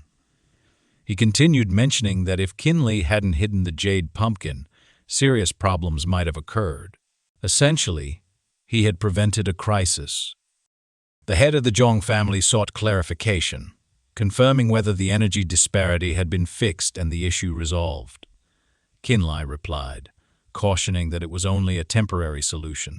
After the girl's suicide attempt, they recognized the urgent need for action. Consequently, they worked to reduce the influx of negative energy. They then ascended to the rooftop, which Qin Li asserted was the peak of vulnerability for energy. The experts sought help from Master Chang, requesting the assistance of 7 healers, and the master graciously agreed. Using these resources, they observed the energy intensifying and surging forth with great force. Moments later, everyone witnessed an impressive display. No superpowers were needed for this show. Master Chang was astonished by the sheer force of the girl's punches, and in seconds, a powerful whirlwind formed. It became clear that the protagonist was facing a tough opponent. Nevertheless, he managed to harness the negative energy and resolve the crisis. Qin Li took a deep breath and then exhaled slowly, declaring the ordeal over. He instructed someone to contact the hospital, as the girl who had contemplated jumping from the roof had fainted. Master Chang approached him shortly after, remarking that regardless of the protagonist's age, they were truly skilled. Their techniques were captivating, and even experienced individuals could learn a lot from them. The patriarch of the Zhong family expressed gratitude once again for Qin Li's efforts, considering his presence and help and feeling fortunate for having him there. He dismissed any worries about his daughter, saying her behavior was just a little off. The individual showed understanding of the situation, and soon after, Qin Li and Zhongjun entered the scene. Zhongjun mentioned that he hadn't had a chance to thank Qin Li for the past 2 days, which was why he brought him along today. As they entered the premises, Zhongzhan turned to the manager and asked about the readiness of their rooms. Unfortunately, the manager apologized, explaining that there were no vacancies for the day because the entire palace was fully booked. He was unable to assist the new arrivals in any way. Zhongjun expressed his disappointment upon hearing this news. He questioned whether it was really the case that every room was taken and not a single one was available. Despite showing his deep respect for the Zhong family, the manager reiterated that, due to high demand, they had very little to offer guests, as everything was occupied. Suddenly, a man from the Greyhound family appeared, addressing Zhong and revealing himself to be the head of the Zhu family from the capital. Zhong then remarked that everything made sense now. It was the Zhu family that required the entire palace for rent. The connection should have been obvious from the start. Pleasantries were exchanged between Zhong and the Zhu family representative, but within half a minute, their conversation turned into a conflict. Qin Li observed silently. At one point, Zhong reminded his opponent about the severe beating he had given him last year, which had resulted in a hospital visit for the man. Due to his constant chatter, the protagonist was intrigued by the oddity of the situation. Despite the strong appearance of a member of the Zhu family, it was hard to believe that Zhongjun had managed to defeat him. When this skepticism was voiced, the burly man looked surprised, asserted that he should not be underestimated, and promptly kicked Zhongjun. However, Zhongjun managed to block the kick. Blow with his hand, but he was unexpectedly sent flying several meters by Zhu's strength. Clearly taken aback by Zhu's power, a confrontation ensued during which harsh words were exchanged between the two men. Amidst the heat of battle, Zhu declared confidently that he could now handle anyone who dared to stand in his way. Qin Li recognized the urgency of the situation. His friend was at risk of serious harm, possibly even death. With determination, Qin Li intervened, lunging towards Zhu and causing him to stagger and lose consciousness. Zhongjun, surprised by Qin Li's unexpected action, hadn't anticipated his friend's combat skills. Despite Qin Li's slender frame, he proved himself to be a skilled fighter. As Zhu regained consciousness, the bystander, who had initially been caught off guard, began to understand the seriousness of the situation. He marveled at Qin Li's resilience, acknowledging that luck played a role in today's events. The bystander expressed his intention to continue their discussion, indicating he wasn't done with Zhongjun. Zhongjun approached Qin Li, embracing him, and expressing gratitude for the unexpected help, which had averted a potentially dangerous outcome. Qin Li admitted surprise at how things had turned out, initially expecting a mere exchange of words to escalate into a physical confrontation. Zhong then proposed they grab a meal together, joking that Qin Li might miss his flight otherwise. By the way, his younger sister was going to Yangon Chang because she said she urgently needed to visit some old friends. The girl would be on the same flight as the main character. The scene shifted to the plane, where the flight attendant announced the standard information to the passengers. Qin Li was sitting in his seat reading a magazine. Suddenly, Sister Zhong walked past him. She recognized the guy, but he awkwardly tried to cover his face with the magazine he was reading because it was extremely difficult to communicate with her. Qin Li feigned surprise and said they hadn't seen each other in a million years, smiling as if he was pleased with this meeting. The girl mentioned she sensed he was following her, trailing her every move. Wherever she turned, he seemed to linger. She chuckled at the thought, pivoted, and continued walking. Suddenly, she felt a sharp slap on her backside. Shocked, she let out a scream, drawing attention from the other passengers around her. Passengers inquired about the commotion, pointing at a stranger. She accused him of the unwanted touch. The man appeared drowsy, wearing a sleep mask on his forehead, which he only removed after hearing the girl's outcry. He began to make excuses, claiming he had hurt her by accident and had no such thoughts. A stewardess came running to the conflict, and soon after, the captain pulled himself up to address the situation. They told the man that he had to apologize. Otherwise, he would never be able to use the airline again, as he would be blacklisted. Just as the captain spoke, there was a sudden click, the sound of a gun's trigger. A hooded stranger among the passengers had put a gun to the back of the captain's head. The pilot asked what he planned to do next. It turned out that the man with the gun was in cahoots with the same guy who liked to touch the girls. Additionally, he was armed. The individuals declared it a hijacking and subsequently demanded that passengers hand over their money and valuables. For those unwilling to part with their possessions, a grim alternative was proposed: a bullet to the head. Sister Zhong, paralyzed with fear and desperate to scream, was restrained by Qin Li, who silenced her with a hand over her mouth and urged her to stay quiet. He then motioned for her to follow him, while the male hijackers continued to ransack the passengers. They were content with gathering money and valuables from everyone. Meanwhile, the protagonist found solace in a secluded spot, the restroom, instructing the girl to quickly close the door behind him. Upon his exit, he revealed his plan to her. Despite her concerns, Qin Li grinned, determined to confront the robbers. The girl argued against taking unnecessary risks, suggesting they simply surrender their belongings. Her constant chatter and discontent began to irritate Qin Li considerably. He had made a promise to her brother to keep her safe. Meanwhile, the robbers reveled in their profitable haul, marking it as an exceptionally fruitful day.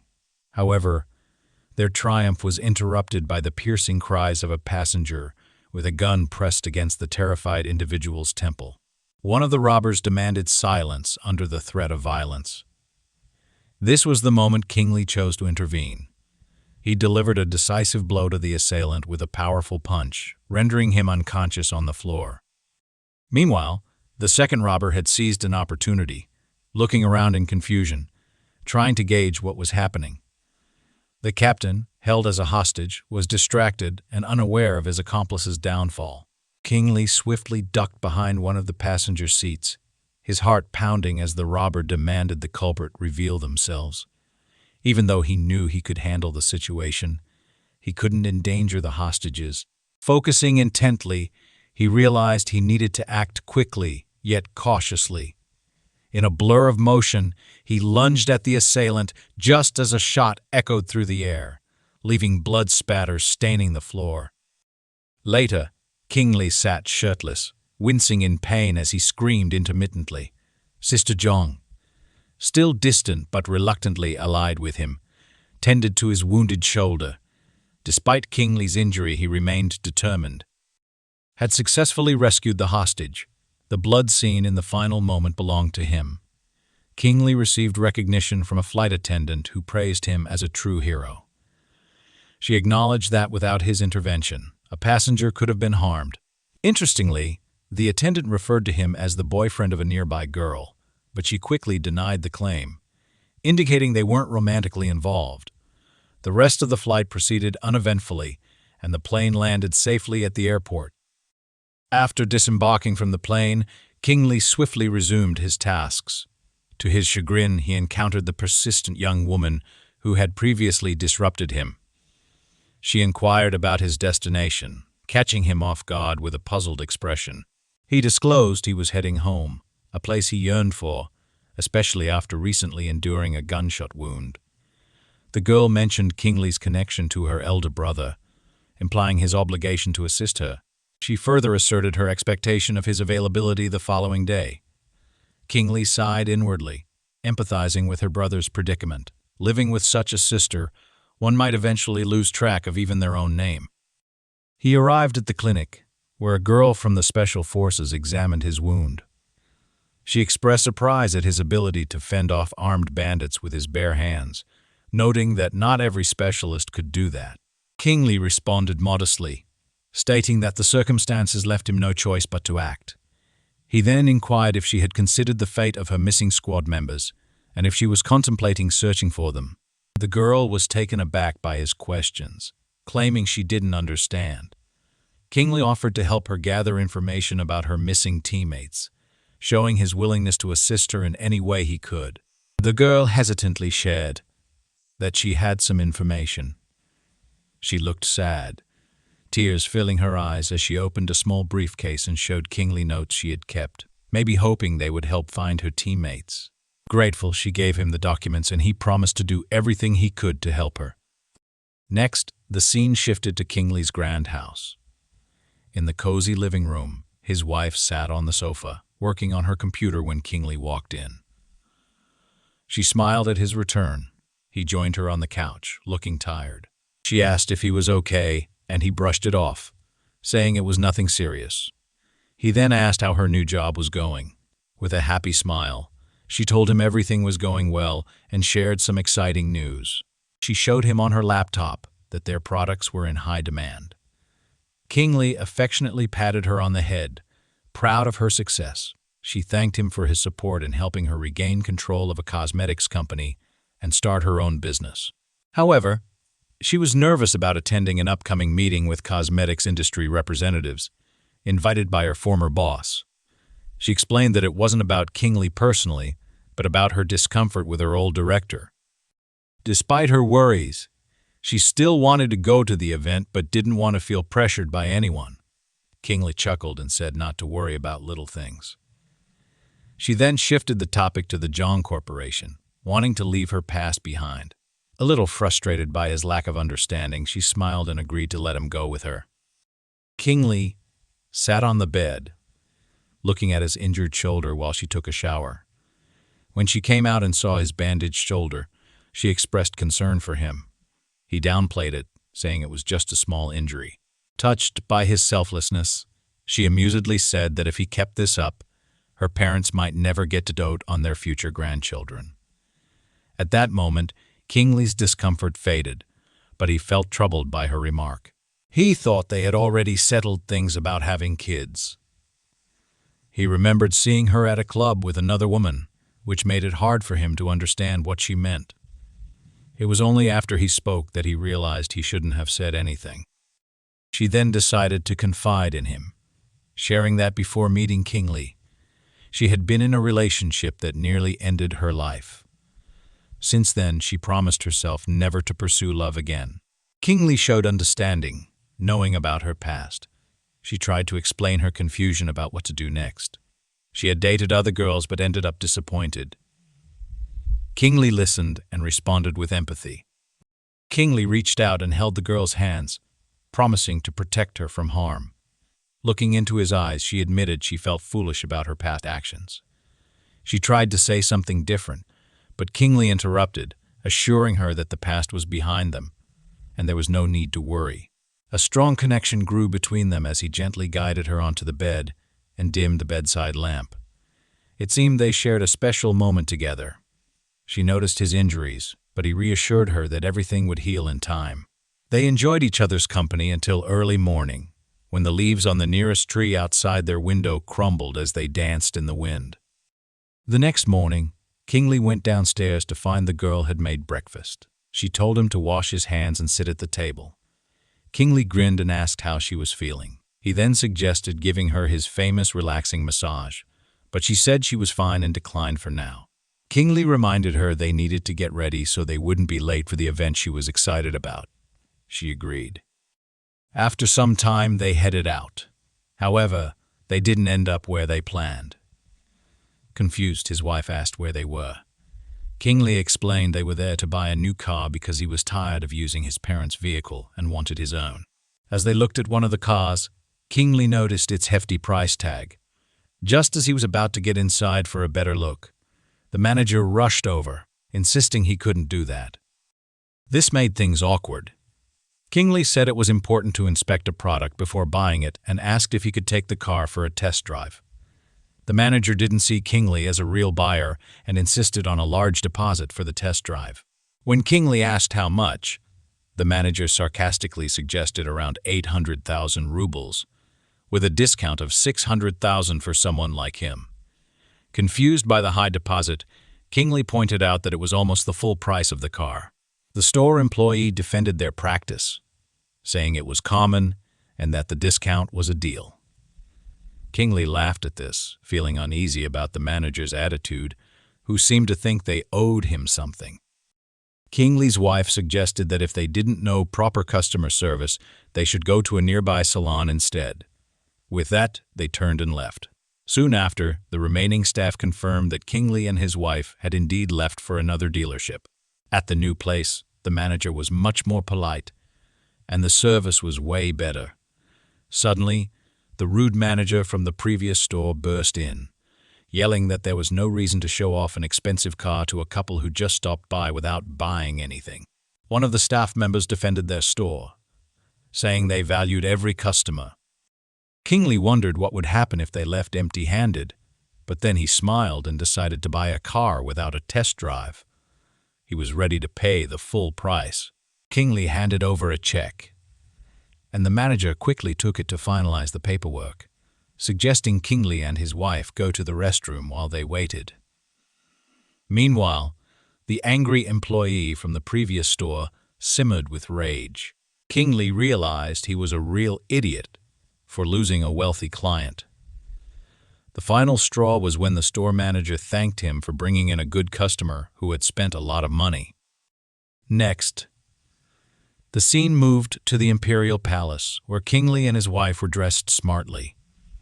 He liked how she dressed him up, and she told him it was time for him to change his style. Suddenly, his phone rang, and he remembered he had made arrangements with Zhang Ran. Before Qin Li said he needed to take the call and promised he'd be back in a few minutes, his wife nodded, chuckling lightly, happy with him. He stepped aside to answer the phone. On the other end, someone asked why she hadn't been invited, reminding him that the Zhang family is important in the industry. Qin Li reassured her that it wasn't a problem, and that she could come. Just then, Zhang, the manager, appeared around the corner. She was surprised to see Qin Li, but was happy to meet him. Qin Li told her she was very helpful and mentioned he didn't know much about the building since it was his first time there. He hinted that he needed help meeting someone. Zhang assured him it would be no problem and asked who he was meeting. Qin Li replied that they knew each other well, and it was Zhang Ran, who takes care of guests at events. Meanwhile, Qin Li's wife was feeling a bit bored in the hall. She was chatting with someone when a fat woman with green hair interrupted her. This woman turned out to be Lu, the manager from her old company. Lu insulted Qin Li's wife, and she shot back with her own insults. This made Lu angry, and she slapped Qin Li's wife, warning her that if she didn't stop talking, she would send her flying like a cork. At that moment, Qin Li walked over and saw the slap mark on his wife's face. Furious, he demanded to know what had happened. The nasty woman who had insulted him before called him a bad husband and started throwing insults at him too. He asked Lo if she had hit his wife, and when she boldly admitted it, Qin Li didn't hesitate. He punched her in the jaw, and no one expected it. He felt no remorse, believing he had done the right thing. He declared that anyone who hit his wife would get what they deserved. Lu flew a few meters away, crashing into a table and breaking it. She yelled that Qin Li and his wife were attacking her. Mr. Chen rushed over, looking around with a disgruntled expression, and asked what was going on. The green-haired woman complained that she was being bullied. Mr. Chen shouted at Qin Li and his wife, demanding that Qin Li apologize immediately. Qin Li responded that the only one who needed to apologize was Lo, since she was the one who attacked his wife. Mr. Chen threatened Qin Li, reminding him that his company had a contract with the Zhongs and that Lu's resignation didn't justify her behavior. He warned Qin Li that if he made him angry, Lo wouldn't be in the city the next day. At that moment, Zhang Jin arrived at the event and intervened, asking how Mr. Chen intended to kick someone out of the city. The green-haired, heavy-set woman started yelling at Zhang Jin, asking who she thought she was for meddling in other people's business. But then it was revealed that Zhang Jin was one of the main shareholders of the Zhang company. The fat woman and her friend quickly quieted down, not expecting to see someone from the Zhang family there. Just then, Manager Zhang approached with a satisfied look and asked what was going on. The fat woman introduced herself and the man beside her. Manager Zhang asked about their problem with her relative. They quickly explained it was all a misunderstanding and insisted they meant no harm. But they began accusing Qin Li and his wife of making up stories to support their claims and wanting them kicked out of the event. Manager Zhang asked if they were connected to a cosmetics company, and they confirmed they were. Then, she announced that their cooperation with the company was over. The man and woman pleaded with her to reconsider, but she firmly said the decision was final. Anyone who insulted her relative couldn't be part of their family business. Qin Li was her family's confidant, and they wouldn't allow anyone to treat him like that. Manager Zhang stated that since Qin Li was insulted, there could only be one solution. The man was shocked that his former employee had become a shareholder in the Zhang family. The green-haired woman stared at the floor, realizing the lifelong consequences of her actions. Manager Zhang instructed them to leave the room, warning that she could easily call the guards to help her. Zhang Jin winked at Qin Li, hinting that she had helped him. Qin Li smiled and thanked her. Zhang Jin suggested that, if he really wanted to thank her, he could bring her a glass of water. She handed him an empty glass and gazed into his eyes with her large purple one. Suddenly, Qin Li took the glass from Zhang Jin's hand and expressed his gratitude. Zhang Jin then asked who Qin Li's wife was. Qin Li introduced them, and the two women met, staring at each other intently. Qin Li's wife felt a pang of jealousy, sensing that Zhang Jin might have feelings for Qin Li. Qin Li quickly grabbed the glass from both women, and Zhang Jin clarified that she was just Qin Li's girlfriend, nothing more. Qin Li smiled, reassuring Zhang Jin that he hadn't thought otherwise. She just wanted to help him with the water. Noticing the attention, Qin Li wanted to avoid a conflict, so he decided to leave quickly. He waved goodbye to the girls, saying he needed to go, but they insisted he couldn't just leave. Qin Li grinned, clarifying he didn't plan to leave completely. He slipped away to the bathroom for a moment and thought about his situation. He knew this couple would drain him mentally by the end of the evening. What could he do in such a tricky situation? Suddenly, Manager Zhang appeared around the corner again. She asked where he had gone, and he gave her a brief summary of what had happened. She blamed him for being too kind, and then smiled sweetly. Qin Li asked her to pass a message to Zhang X. She assured him it was no problem and asked for the details. Qin Li mentioned he needed a flash drive to verify the addresses of several important individuals. He knew it would be tough because of their secret locations, but he was determined to get the information. Zhang Jin offered to deliver the flash drive personally, smiling as she suggested it was time for Qin Li to return to the hall, where he was probably expected. Qin Li agreed, acknowledging her point. Eventually, we saw Qin Li's car driving down a deserted road. He and his wife sat in silence for a while, and Qin Li decided to break the awkwardness. He asked his wife what she and Zhang Jin had been talking about for so long. His wife replied that they talked about various topics and mentioned that Zhang Jin had referred to Qin Li as her other half. Qin Li chuckled, joking that it must have been hard for his wife to hear such fanciful dreams. She admitted she liked Zhang Jin and subtly hinted at Qin Li, aware of Zhang Jin's interest in him, but choosing not to say it directly. Qin Li explained that Zhang Jin had come to reconnect with some old friends. He mentioned that her brother had asked him to keep an eye on her. Qin Li mentioned that Zhang Jin had briefed him about their future plans in Wuhan. Curious, he asked his wife what she thought. She talked about the many opportunities in Wuhan, but said she didn't want to stay in Yanqing forever. Qin Li suggested they think about it and come back to the topic later. Then his wife asked if he would go with her to Wuhan. Qin Li grinned and said if she decided to move, he would close his clinic that day and pack up his things right away. Qin Li's sister-in-law was tapping her fingers on her phone, and soon Qin Li's car pulled up to the house. He and his wife got out, and Jiang was thrilled to see them after waiting eagerly. They settled in the living room and talked. Qin Li's sister praised the house, calling the villa very luxurious. She advised Jiang to relax and be more respectful when talking to Qin Li. Later, Qin Li's sister humorously called him Mr. Son-in-Law, which made him chuckle since it was the first time he had heard that from her. He appreciated her sentiment. Yet Tang then asked Qin Li about their well-being and whether they were living the life of the wealthy now. She also wondered how Qin Li could afford such a nice house. Qin Li replied that his success came from hard work and dedication. He then asked why she had come to visit, sensing she had something in mind.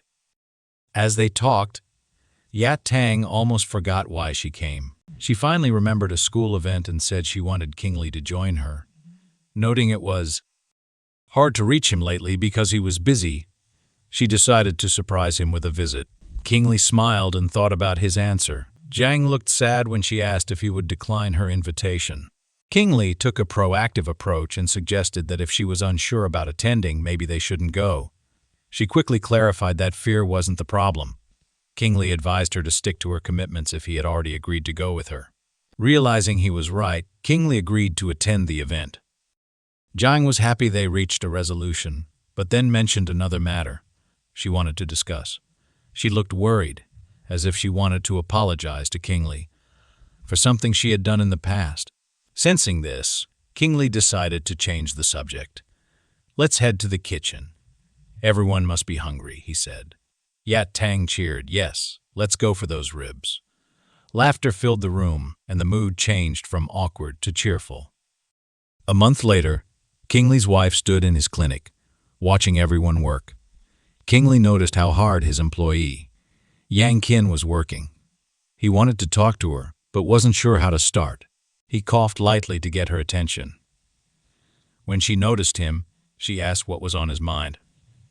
He reassured her that everything was fine, but said he had news. Soon, some practitioners of Chinese medicine would be joining them. He also shared the contact details of trustworthy people for her co-workers. Even though there weren't any updates yet, she thanked him for this. Qin Li then handed her the keys to his villa, saying she could make herself at home since he and his wife were heading to Wuhan. He promised to call her once they settled in. However, Yang Qin hesitated, feeling it would be better to stay at the clinic to keep an eye on things because she felt indebted to Qin Li. He reassured her, saying there was no debt between friends. Just then, Qin Li's wife appeared, signaling that it was time to leave so they wouldn't miss their flight. He bid farewell to Yang Qin, assuring her she could contact him anytime. If she had questions or needed help, she waved him off. The scene then shifted to Wuhan, where workers were moving boxes into the villa. Their supervisor reminded them to be careful, saying they weren't just handling firewood.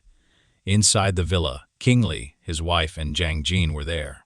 Jiang Jin said she missed Qin Li and was glad he decided to move. Qin Li replied that they moved so quickly thanks to Jiang Jin's manager, who had been a great help.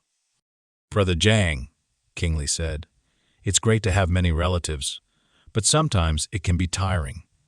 He also mentioned that business shouldn't harm their friendship since they were all equal partners in the Zhong Corporation. Qin Li laughed and said he now knew who to ask for help in this city. Brother Jiang assured him that there was no problem with that.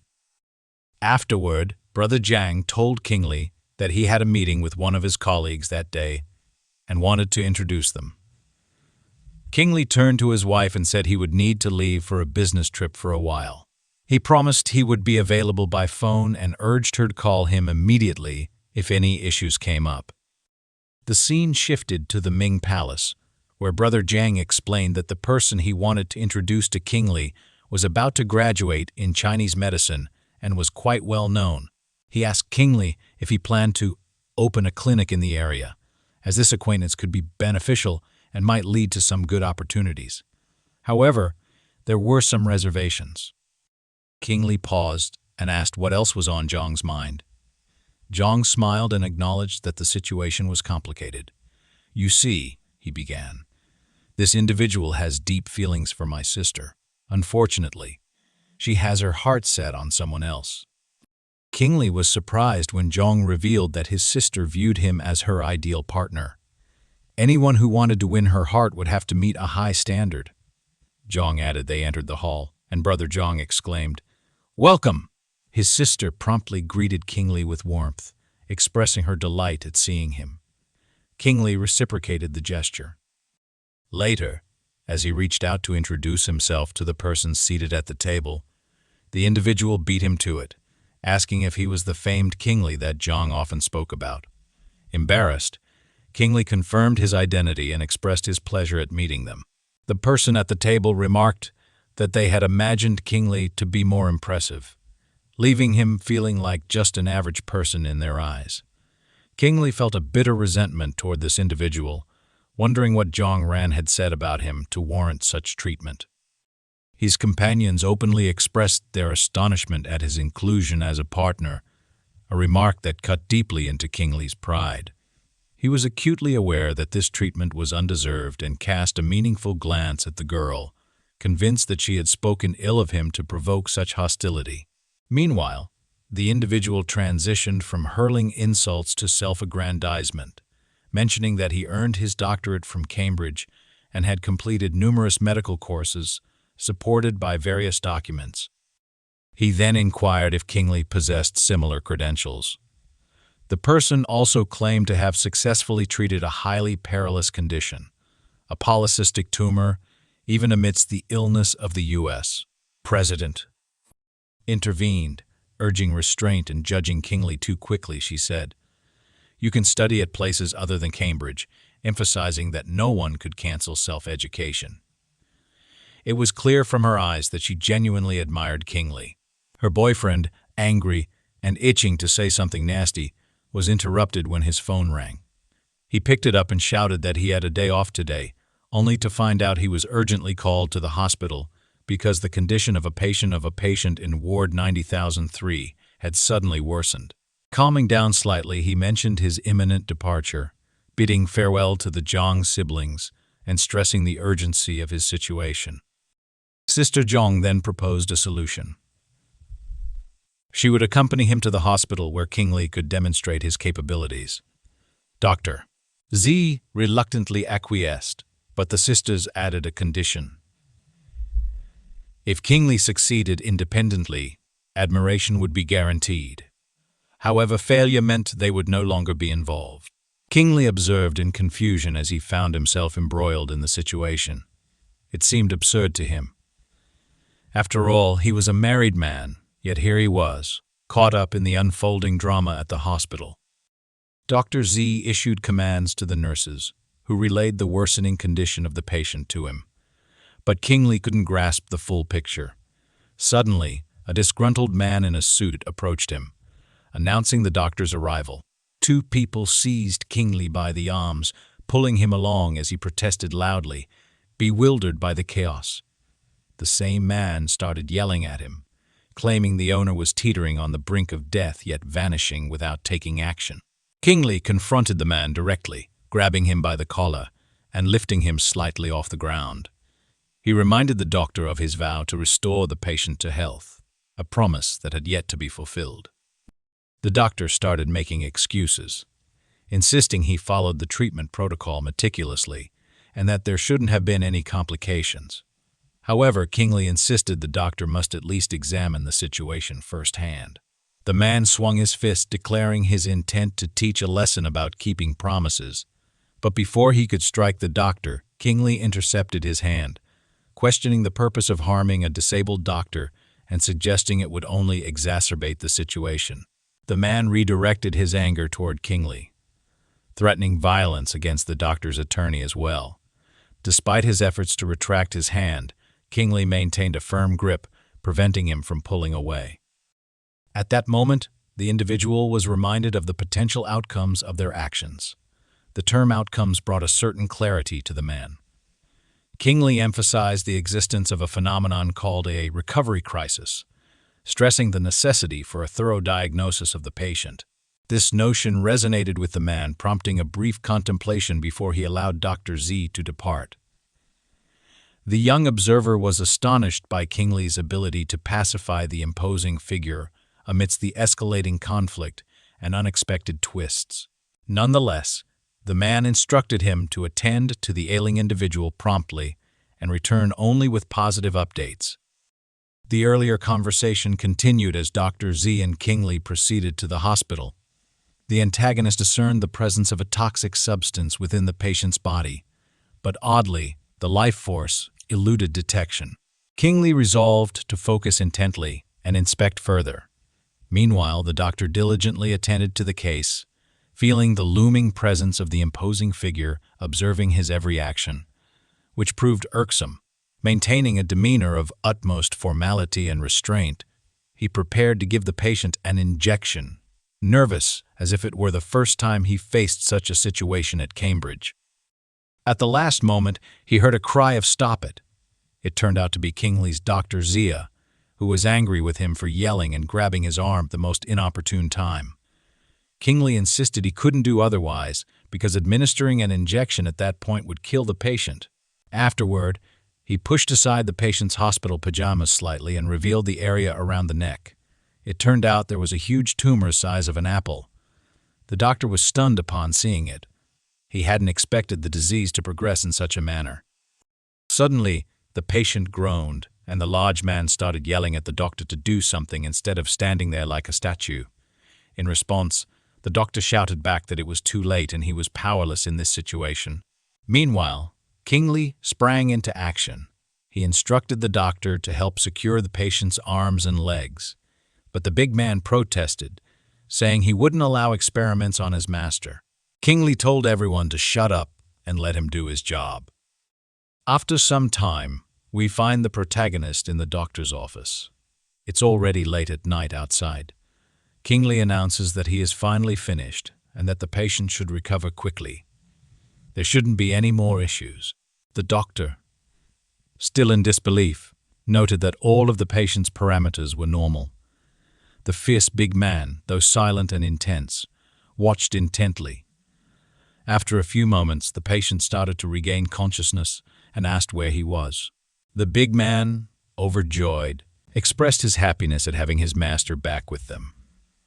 He mentioned they were now in Wuhan Central Hospital and pointed at Qin Li, declaring him his savior. He looked at Qin Li with a surprised expression, asking how he had ended up there. It seemed like he recognized the place and had seen it before. Qin Li was taken aback and asked the young man if they knew each other. The patient smiled, apologized, and told Qin Li not to let it go to his head. He added that he must have mistaken him for someone else.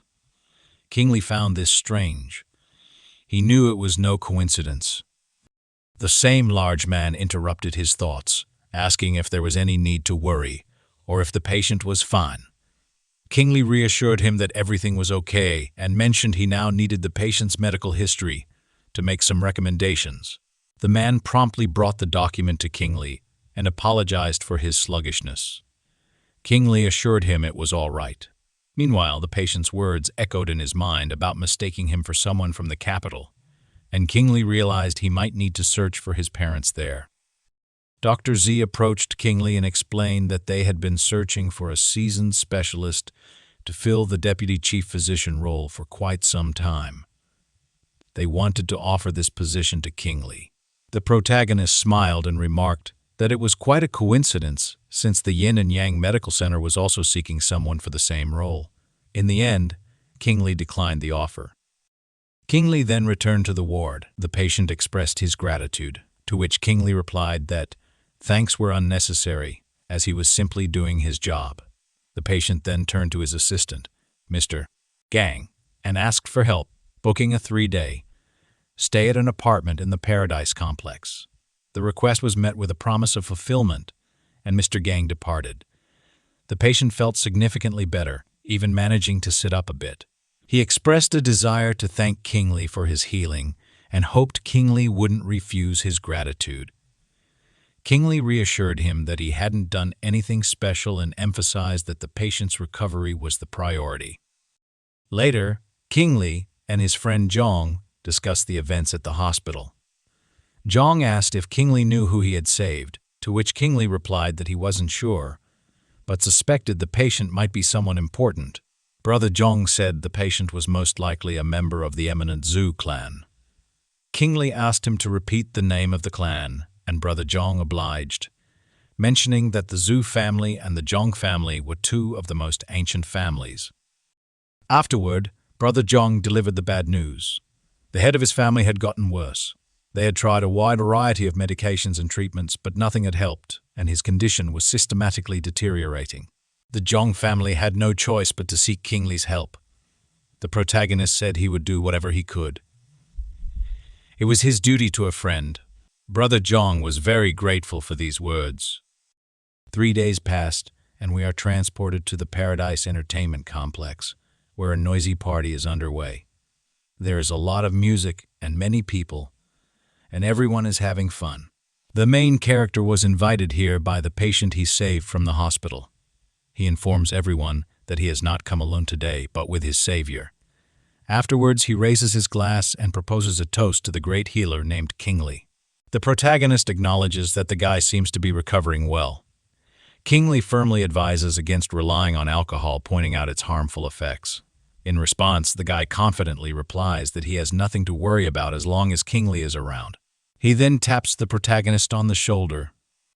After a while, he leans closer to Qin Li and asks if he is curious about his identity. Qin Li replies that to him, they are nothing more than patients. The guy laughs and says that Qin Li is exactly the kind of friend he has been looking for.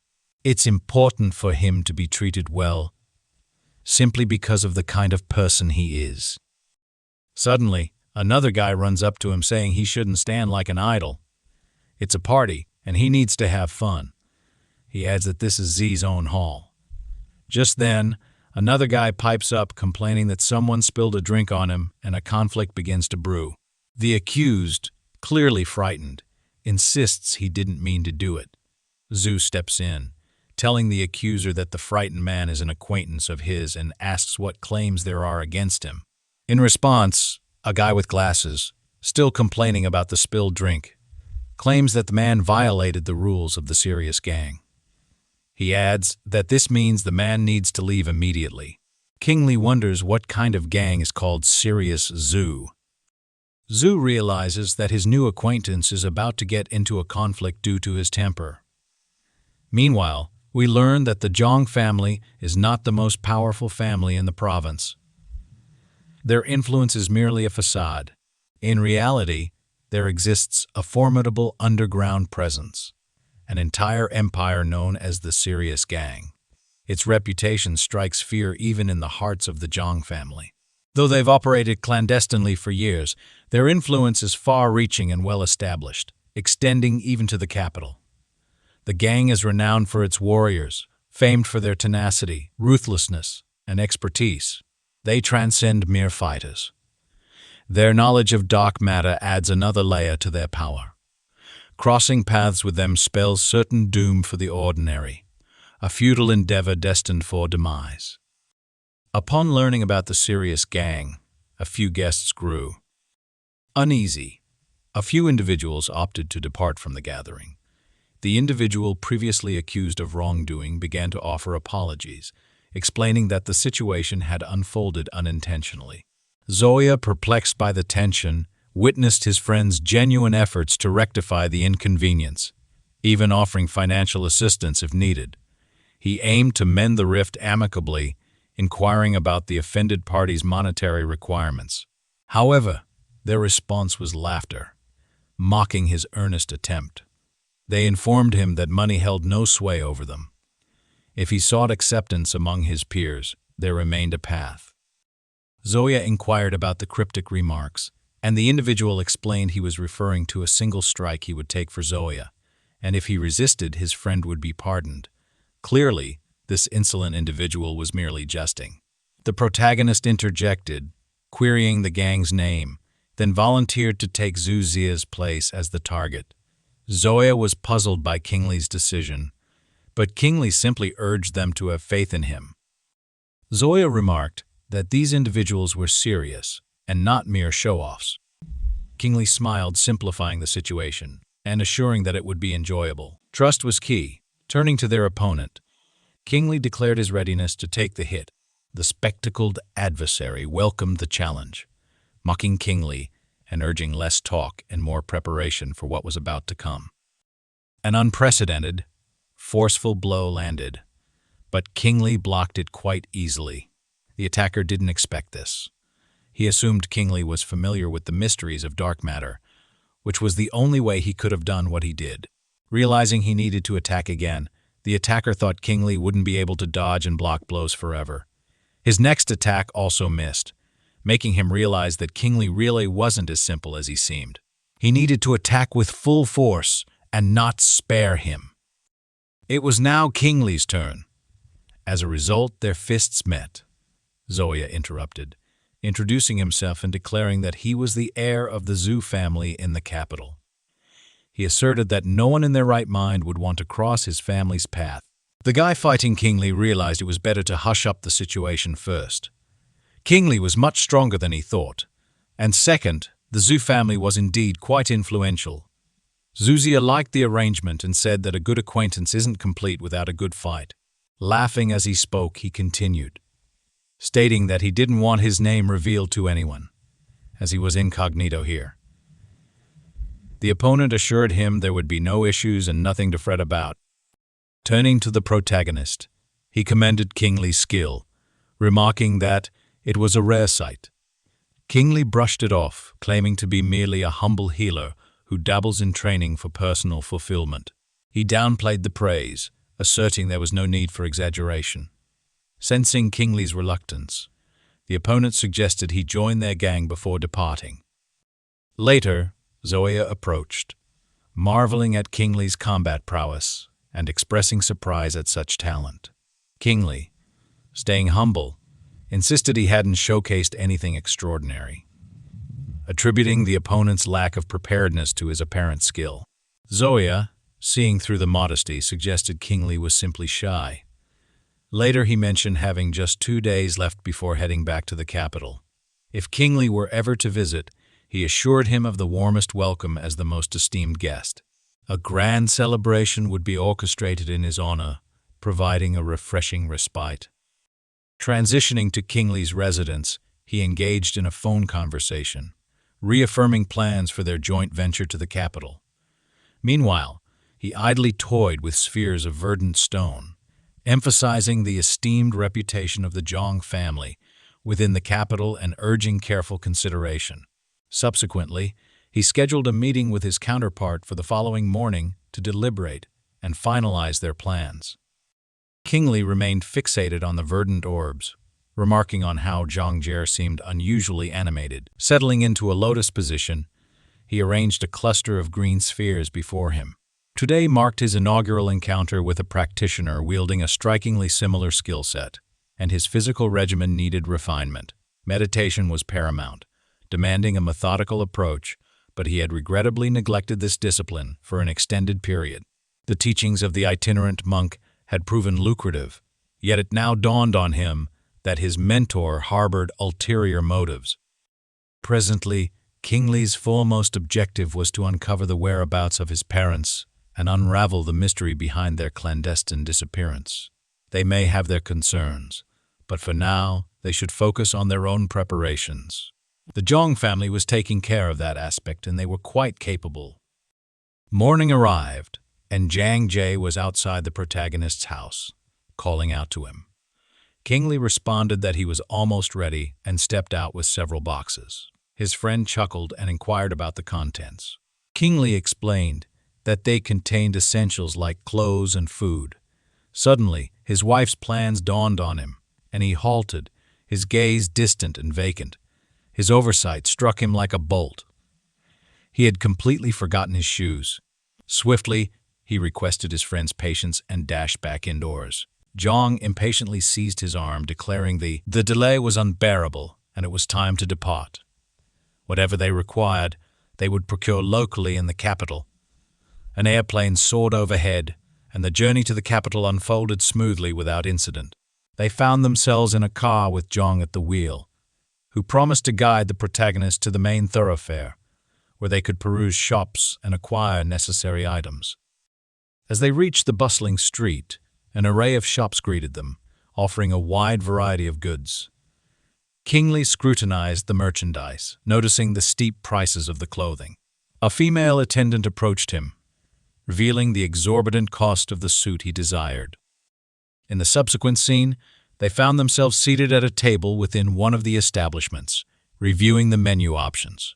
Qin Li now sported the same attire he had been eyeing in the store, indicating he couldn't resist the purchase. He marveled at the menu prices, just as he had at the clothing store, surprised by the overall expense in the capital. His companion remarked that prices varied depending on the locality. And curious, Qin Li inquired where they were headed next. Soon, they arrived at an entertainment venue where a young girl energetically played billiards, eager to meet Zhang Jie. The companion mentioned that Zhang Jie had recently arrived in the capital. He then inquired if there was room for him, to which the girl responded with a flirtatious smile, assuring him there was always space for him. Qin Li and his friend caught the hint and headed off to play, while the girl dialed someone on her phone, coming across as somewhat disingenuous and hypocritical. The guys dove into the game. Interestingly, Qin Li had never played billiards before, but he took to it like a natural. His friend marveled at his talent and quick learning ability.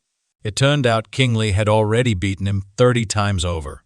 Eager to reconcile, he suggested it was their time, with tomorrow set aside for his birthday celebration. Zhang paused, and Qin Li sensed his unease, asking what was troubling him. He admitted that reclaiming their position might not be as simple as he hoped. When Qin Li inquired about potential obstacles, Zhang affirmed there were, recounting the ordeal of his father's wrongful accusation, which led to a family member's accident and their subsequent expulsion from the prestigious clan in the capital. Even if Zhang succeeded in exposing the true culprit, he doubted his ability to sway his grandfather's judgment. Simultaneously, the young man expressed his reliance on Qin Li, as tomorrow he would assess the old man's health. Qin Li affirmed his commitment. When unexpectedly, the acquaintance the girl had phoned earlier arrived, he expressed surprise at encountering Zhang Gaier, stating he hadn't anticipated this meeting and was taken aback. Notably, his adversary hadn't come alone. He brought along the police. Beside him stood the chief, to whom he turned and reported that this man had instigated a disturbance and caused property damage. Simultaneously, he gestured toward Zhang. The chief promptly ordered the detention of Mr. Zhang and his associate for further questioning. Brother Zhang urged Qin Li to depart, stressing that this was a family matter he must handle alone. He then requested that the protagonist seek out his father, confident he could offer assistance. Qin Li inquired about the Zhu family's standing. Zhang responded that, while they weren't the foremost family, they wielded considerable influence within the capital. Qin Li asked how substantial their influence was compared to the Zhu family. Jin was surprised that his friend was talking about them. He mentioned that while the Zhu family held considerable influence, it paled in comparison to the Zhu clan. Curiously, he inquired about Qin Li's motives.